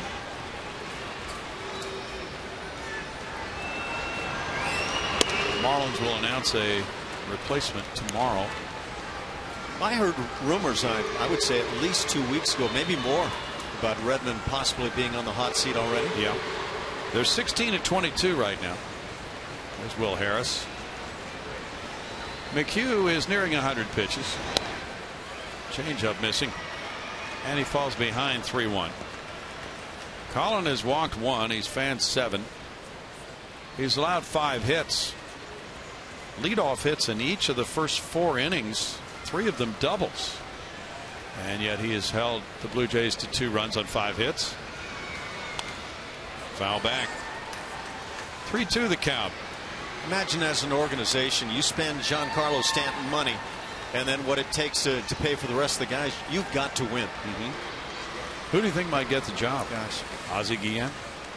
wow, would that be intriguing? Well, at least he'd kind of do exactly what ownership wanted him to do. Right.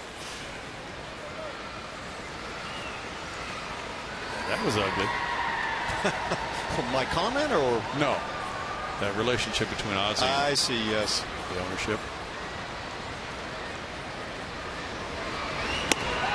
Struck him out. That's 8 for McHugh.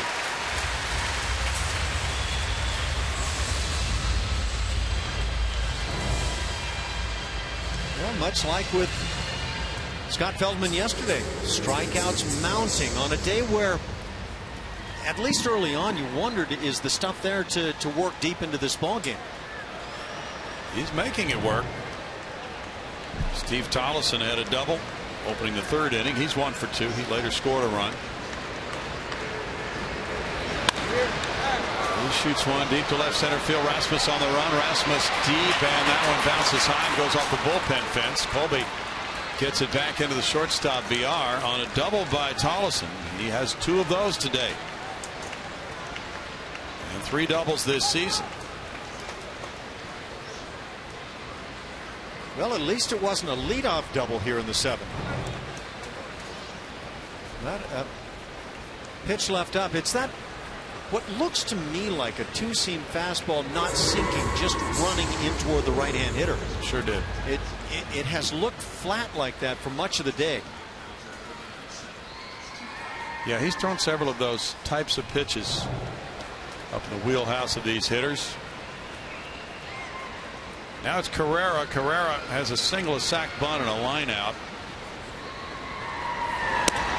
And there's ball 1. 25,307 the paid attendance. Right at Hank. Come on. Crowds have been picking up. Tomorrow night, it's Lance McCullers making his major league debut at 7:10 against Drew Pomeranz of Oakland. Ground ball to Altuve. On to Carter. 2 outs. And Donaldson will bat with a runner at 3rd.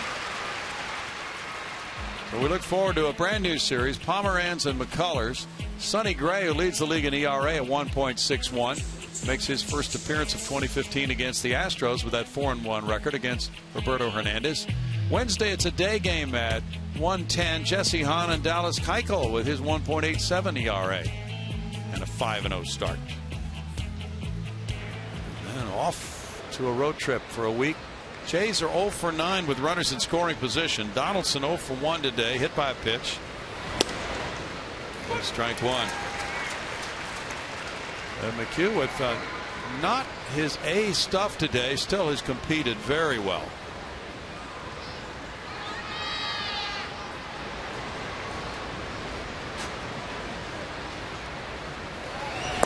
The pitchers will tell you how many times you think if a guy makes 33 starts, they would say they really had outstanding stuff, Ash. Outstanding stuff. If they're talking about, I had my A game on this particular day, 30 starts, I would say you'd be lucky to approach 10. I don't think it would be that high, though. Now, it kind of depends on the guy. Fly ball out to right center field. Marisnik running. On the warning track with a catch. And in the 7th inning, it's no runs a hit. A runner stranded at 3rd base again. We'll stay right here for the singing of God Bless America with the score 3-2 Houston in the 7th. We kindly ask that you please rise and join us as we pause to honor and salute and thank those that protect our freedoms around the world each and every day. As we honor our great nation, Jim Sikorsky joins us now for the singing of God Bless America. God bless America, land that I love. Stand beside her and guide her through the night with the light from above. from the mountains to the prairies, to the oceans white with foam. God bless America, my home, sweet home. God bless America, my home, sweet home.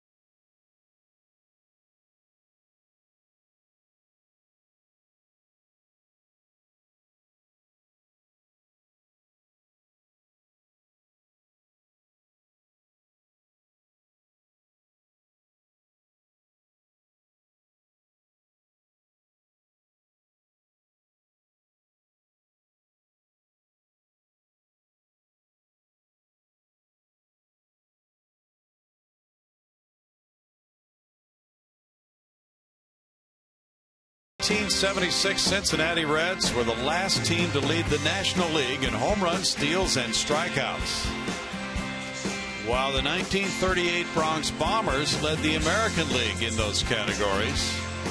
That's Freddie Norman coming in after that World Series win. So Bronx Bombers with Lou Gehrig and company also led their league in homers, steals, and strikeouts, a rarity.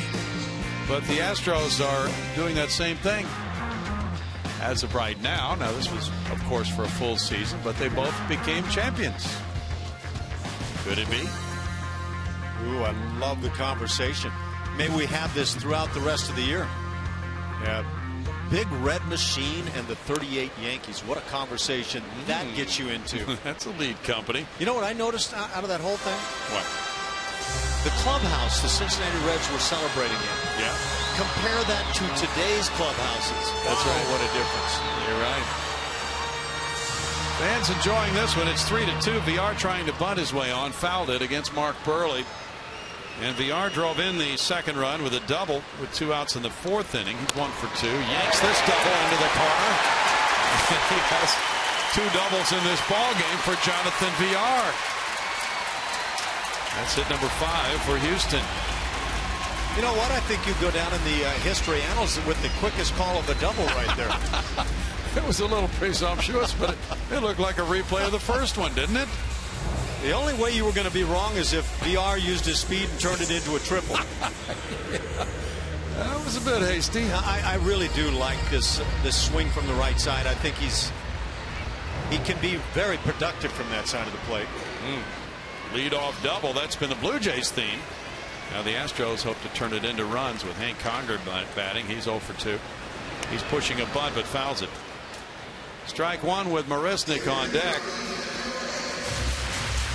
Roberto Osuna is throwing in the Blue Jays bullpen. Pat Neshek in the Astros bullpen. And this one, a 1-run game in the 7th inning, has really moved quickly to this point. But Burley's games tend to do that. Showing bunt, Conger takes a strike, and it's 0-2. Burley, though, has been getting hit so hard this year that His games have taken a little bit longer than in the past. He had given up 57 hits in 39 innings when he took the mound today.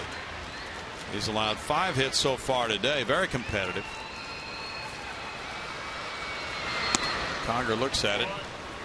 1-2. Burley's pitch count is just shy of 95 now, as you see. Let's see about the high strike here this afternoon. Callable pitch. So again, hitters just have to be aware of the changes that are going on, and I think they're good changes with the strike zone. I think they're helping the pacing of the game. Conger up the middle. Here's Villar to third, and he gets him over on out number 1. A ground ball to Goins. Well, that was a quick decision. Villar off like a flash for third base. You know what? That at bat right there by Hank Conger, as he was afforded one more pitch, is kind of the makings of picking up a run when you're ahead. Just a little push job from a pitch on the inner part of the plate, hits it behind the runner, and enables the Astros now to have a man at third base with 1 out. That's a good job. Excellent bat control. Infield in for Marisnik now. He's 0 for 2. Ground ball to third. Line drive to third. And flares that one foul. There's strike 1. Big run here for the Astros with Altuve on deck. The 3, 4, 5 hitters are coming up in the Toronto 8th inning. Watch what Hank does. Hands just kind of push this ball back behind the runner. And I assume that was his intent. With 2 strikes, a lot of times you change all of that. That one comes inside. 1-1 to Marisnik.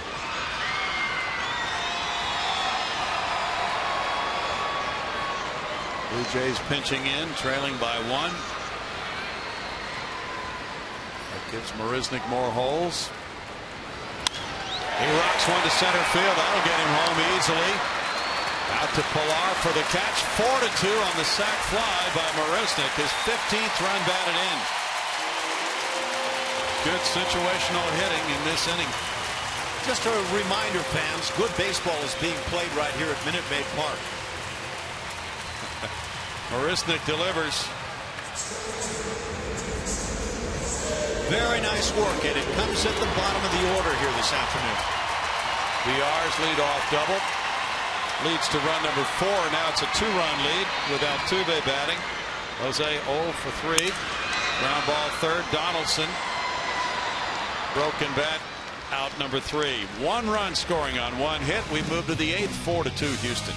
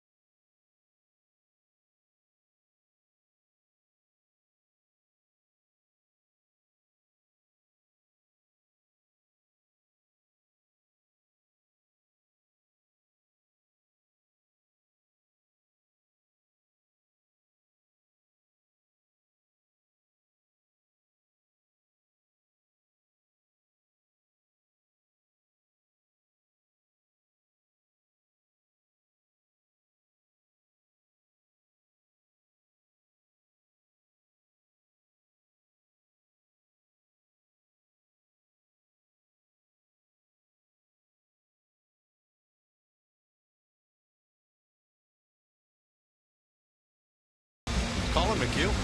It's another one of those days on the mound. Started a bit slowly, but Colin kept battling that over-the-top curveball, overpowering at times. Came with the fastball because of the curve. It had effectiveness. But Colin battles through 7 innings and now leaves with that 4-2 lead and has a chance to pick up the W that would make it 4 straight in the series and 5 straight overall.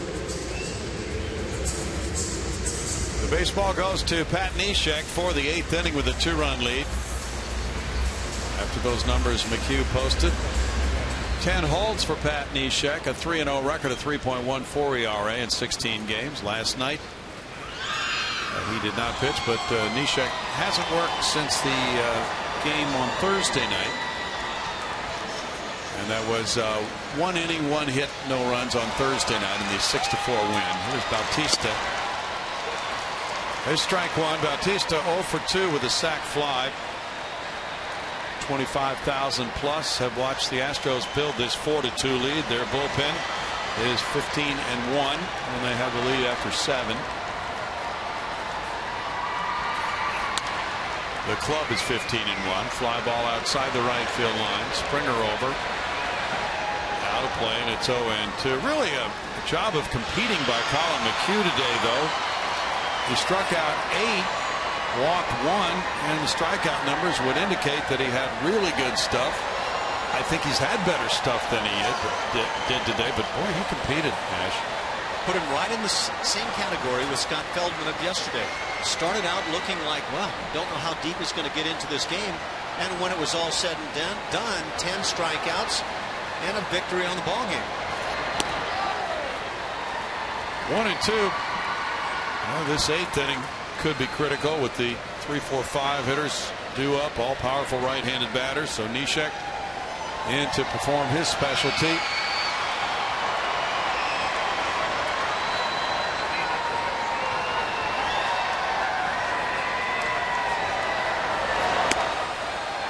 Now it's 2-2 for Pat. He has held right-handed hitters to a 188 average in 32 at-bats. Surrendered 3 home runs to right-handed batters. And he said he thinks all 3 have come on backup sliders.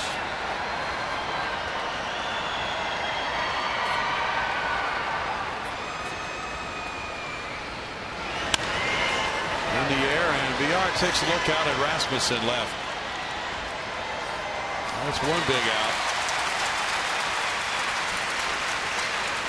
But the run scored by VR in the 7th inning is not to be underemphasized with this kind of Toronto home run power.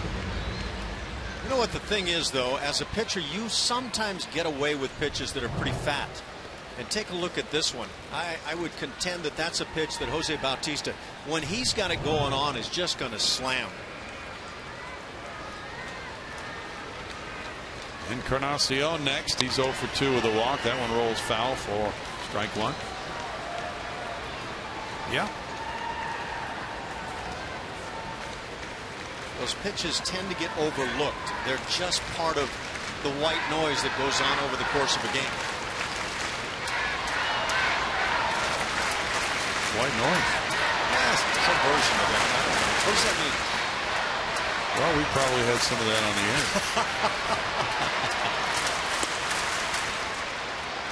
1 ball and 1 strike. You know, you hear pitchers talk about it. I used to think about this all the time when I was playing. I'd hear the pitcher say, well, I only made 2 mistakes all night tonight. And I'd run through my head where I saw 20 pitches right down the middle that were fouled off, or, you know, whatever the case was, and just kind of snicker at it. Rasmussen left center. 2 down. Yeah, you're right. Neshek with 2 fly ball outs. Russell Martin will be next. He's 2 for 3.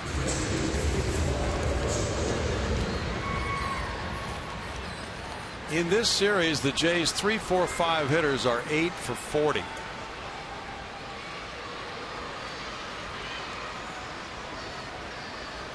.200 batting average and a few runs batted in too. But Toronto has only scored 15 runs in this series. That's strike 1 to Martin. Again, Brownie, this is that inning that would appear to be the big inning to get through. 3, 4, 5 in the Blue Jay order, and then you've got the chance to stay at the bottom if you can get through this inning 1, 2, 3. Toronto got a 2-run homer last night from pinch hitter Encarnacion, but lost by 1. Fouled, and it's no balls, 2 strikes. This Houston bullpen with 11 wins, 2 losses, a 2.11 ERA continues to be stellar.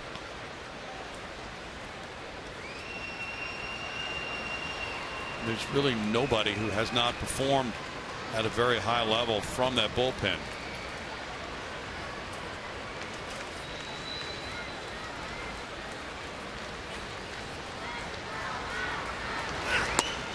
Neshek missing, and it's a 1-ball 2-strike count. Samuel Deduno made a couple of starts. He's the long man. He's had not a lot of steady work at all. Tough role. A lot of the time you just become a cheerleader. Try to get your work in whenever possible. Ground ball third. Valbuena. 1-2-3-8 for Neshek.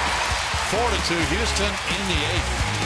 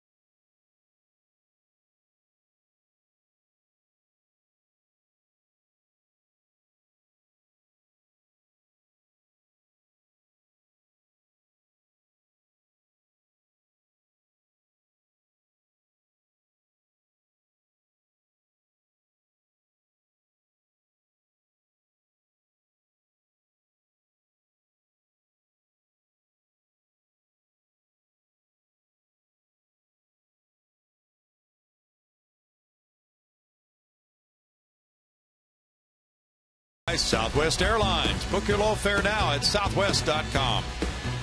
And by Geico, 15 minutes could save you 15% or more on car insurance. Visit us at geico.com or call 1-800-947-AUTO. 4-2 lead for the Astros coming up in the bottom of the 8th inning. In the first, it was Luis Valbuena. Mr. Power Source. 10 dingers on the year. Just a fly ball to left field, but left field is a left-hand hitter's resort right there. Hit that fly ball there. That's a great place to take advantage. 10 dingers on the year now for Luis. He's 1 for 3. Mark Burley gets a foul ball from Valbuena. Bottom of the 8th inning underway. Springer and Gaddis to follow as Burley stretches it out for the Blue Jays. Steve Delabar is getting loose in their bullpen. Forearm bash. Yeah, who won that one? That's why I was saying going to be some sore forearms on this club. Ooh, yeah. Thanksgiving will roll around and there'll still be guys saying, please don't touch me here. Valbuena with a kind of a half swing. Falls behind 0-2. Luke Gregerson's warming up for Houston. Strike 3 call. Valbuena really disgusted at that Mark Ripperger call. No, that looked to me to be a great pitcher's pitch, just off the edge. Strikeout number 5 for Burley. He's walked 2. It's George Springer now. Springer 0 for 2. The Astros have the best record in the American League. 24-13, a .649 winning percentage. Shooting for win number 25 of the season. There's ball 1. And shooting for a 4-game sweep of the Blue Jays. 1 ball, 1 strike. Oh, they have just run the wins together this season. Earlier this year they had a 10-game winning streak. They have 3 series sweeps. 2 balls and a strike. The Royals are beating the Yankees 6-0, bottom of the 6th inning in Kansas City. Royals are tied with Detroit with .622 winning percentages. There's a shot right through the legs of Burley and on into center field. Springer connects, and he's 1 for 3. Newsflash to George Springer. There are hits up the middle. I know that's going through his head right now. Yeah. Okay, you're right. He found a hole between the pitcher's legs. Yeah, it wasn't very big, but if you can spot it like this, you've got a chance to get yourself a hit. And maybe KO the pitcher. Burley's lucky this didn't get him because he really didn't have time to move. Springer's aboard for Gaddis. Gaddis is 0 for 3. Well, even though we talked about those dominant numbers of preventing the stolen base with Burley and Russell Martin, it wouldn't be shocking to see Springer test those numbers. Not in this scenario. 2-run lead. 1 out. Double play situation. Way outside. Martin stabs it and it's ball 1. The thing about this club, they are, I don't want to say reliant or dependent, but some version toward that of going for the long ball. And it's not like they pick up a hole, at least right now, a lot of singles to drive in guys from second base, but you'd like to take your chances. In the air, foul, and out of play. 1-1. The 98 Astros were 25-13. The 15 Astros could be 25-13 and tie that as the best franchise start for 38 games. 98 club. I'm trying to rummage through. Springer is going on the pitch and it's foul. 1-2. That was a dominant club. 102 wins, best in Astros history. So I'm thinking roster. You know, obviously Bagwell and Biggio. Right. Berkman. And then you got Moises Alou. Yes. And you got Richard Hidalgo and Morgan Ensberg. Sean Berry and Billy Spires. So you're talking about really the makings of on the field a great ball club. Yeah. Brad Ausmus. Runner going again. There's a shot on the ground. Donaldson, great play to his left. Throws him out, but Springer got to second by running on the pitch. 2 down.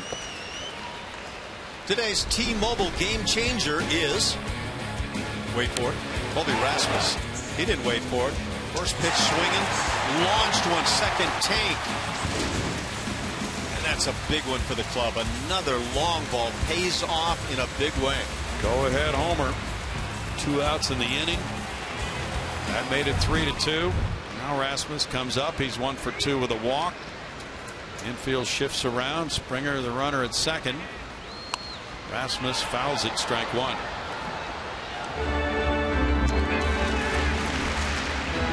Each club with 6 hits today. Blue Jays have left 6. The Astros have stranded 3. Blue Jays had opportunities. Leadoff man reaching in each of the first 4 innings against McHugh. Ripped on the ground. Encarnacion comes up with it. Tosses to Burley. And that is another gem. Ending the 8th inning with no runs, a hit, and a man left. Blue Jays had 2 very good plays in that inning. The Astros take a 4-2 lead to the 9th.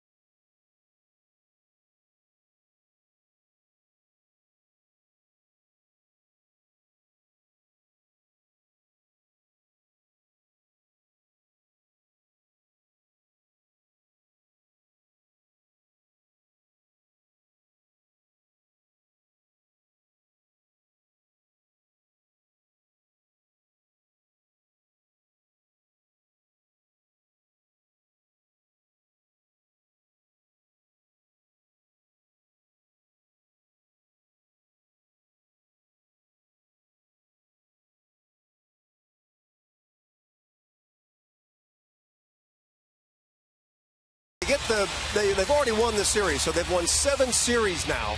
And he told us how over the course of the season they continue to get contributions up and down their lineup, and that's certainly been the case in this series as well. We've seen Preston Tucker come in, have a couple of big games. Somebody like Jonathan Villar coming in today, having a couple of hits and an RBI.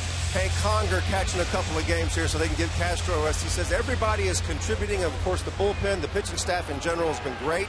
And when you add all that up, that's how you go ahead and win series. Now their 7th, Brownie. They're 4-1 on this homestand. They lead it 4-2 as Luke Gregerson comes out for the 9th inning. Pat Neshek had a 1-2-3 8th. Leading it off, it's Colabello. Colabello is 1 for 3. Had a leadoff double in the 4th.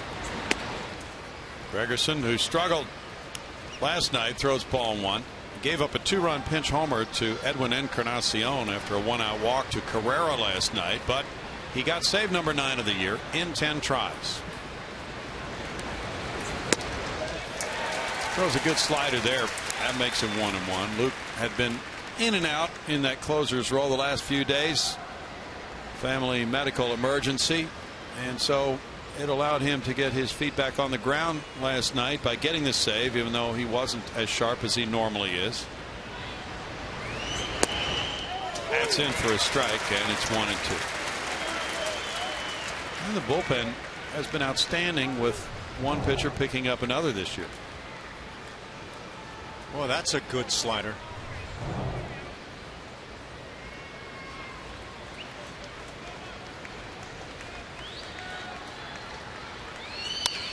Ground ball up the middle. VR. That's 1 out. We're starting to see some hard work coming through with Jonathan VR, starting to make that routine play and make it routinely. Could be 5 straight wins for the Astros. Gregerson 2-0 with a 3.38 ERA, 9 for 10 in saves, a 193 batting average, and the Astros are 16-0 when he's in the game. Kevin Pillar is 0 for 3. It's been quite a run, Ash. It's amazing.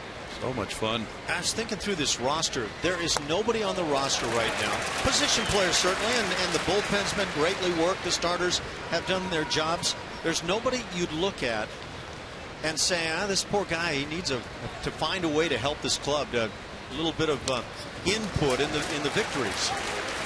That's probably the best factor about this team. Everybody has done something, and there hasn't been any guy who you'd say needs to be demoted right now.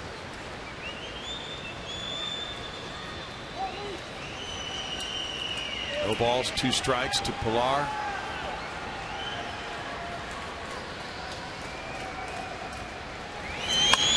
Line drive left field. That'll get the potential tying run to the plate. On a single by Pillar, reached out on the 0-2 offering and took it to left.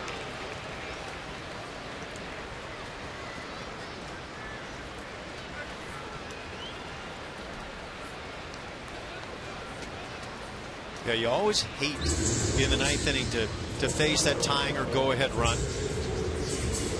Now Justin Smoak will come up as a pinch hitter for Ryan Goins. Goins was 0 for 2 with a sac fly.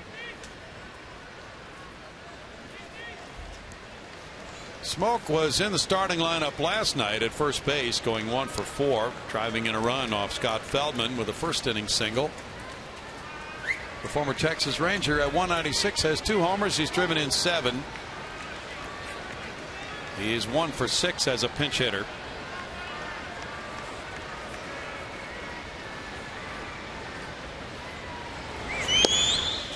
And that's ball 1. Smoak is 0 for 7 in his career with 4 strikeouts against Gregerson. He's 28 years old. Came up with Texas, but then he was traded to Seattle in 2010. Gregerson misses, and Smoak has a 2-0 count now with Tollison on deck. His first 2 pitches, sinkers, running away, would indicate the thought process here, trying to get that ground ball, get the double play, and let's go celebrate. Smoak has 1 hit in his last 15 at bats. He's taking again, and it's ball 3.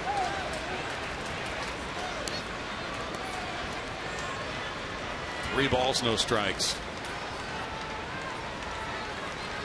The Astros now 12-9 here at Minute Maid Park this season. They're starting to get that feel of winning at home with this homestand.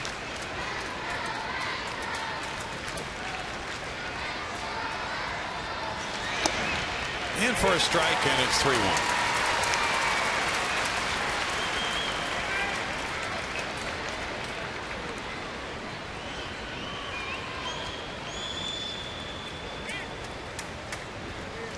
Gregerson just turned 31. He's from Park Ridge, Illinois.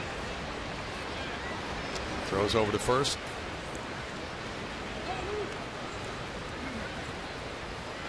Last year, he was a setup man and pitched with Oakland. He had 72 appearances. He had 3 saves last season.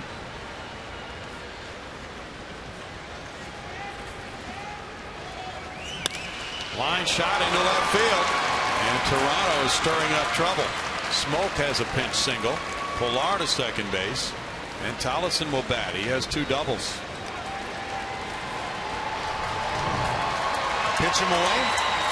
Although you're playing him to pull, and he just shoots it the other way.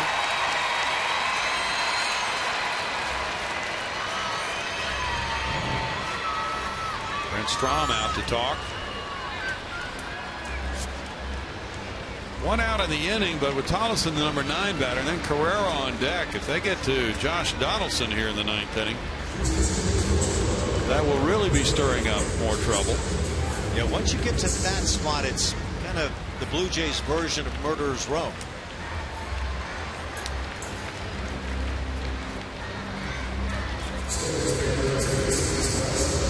Tollefson doubled to left in the 3rd, and then he scored.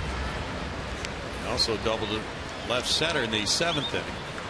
Danny Valencia is the pinch runner for Smoke.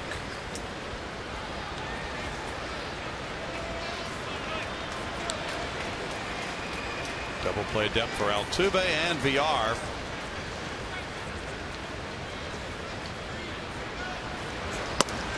And it's strike 1. He breaks it over the inside corner.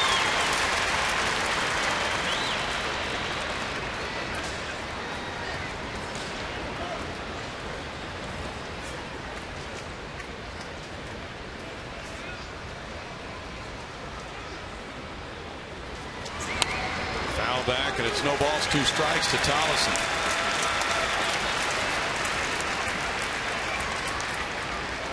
Been very consistent pitching for the Astros. They have the 4th best ERA in the American League. They have walked the fewest. Relief corps has been airtight.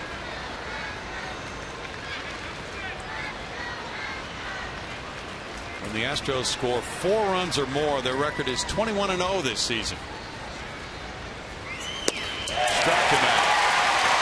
I like the way he worked inside and out on him, man. The second strike, if you're looking from Collison's perspective, was the one to hit. But this pitch is put away if you go ahead and swing the bat. There's just no way you're getting to that.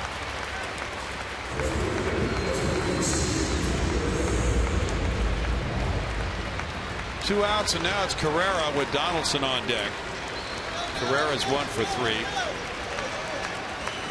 Led off the game with a single to right. He put down a sac bunt in the 3rd. Then he lined to Altuve and grounded to Jose.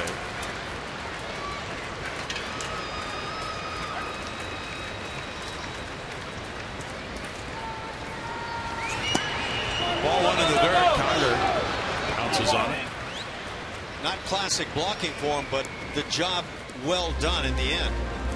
And a big job right there. That ball turns into a wild pitch. You've got 2 runners in scoring position, and a measly single can tie the game.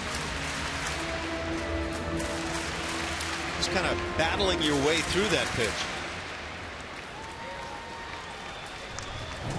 The Angels were shut out in Baltimore 3-0, so the Astros could have a 5.5 game lead on the Angels, who had won 5 in a row.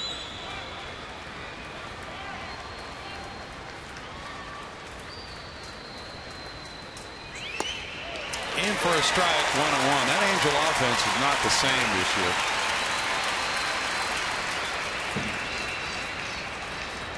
Donaldson on deck here as Gregerson tries to get Carrera to end this one. You hear it all the time on the field. This is the guy you want right now.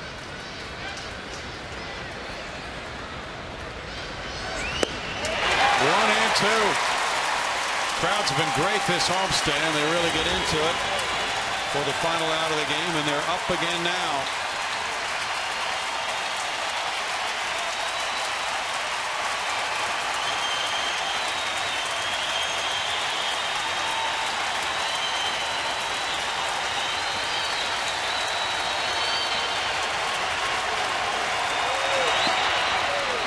Two balls, two strikes for Gregerson.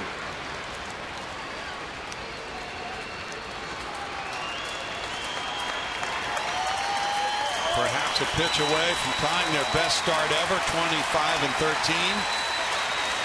From a 5-game winning streak, from winning 22 of 30.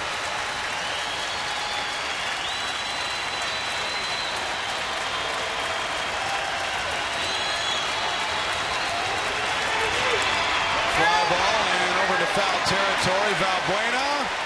The Astros sweep a 4-game series from the Toronto Blue Jays. That's a 5-game winning streak for Houston.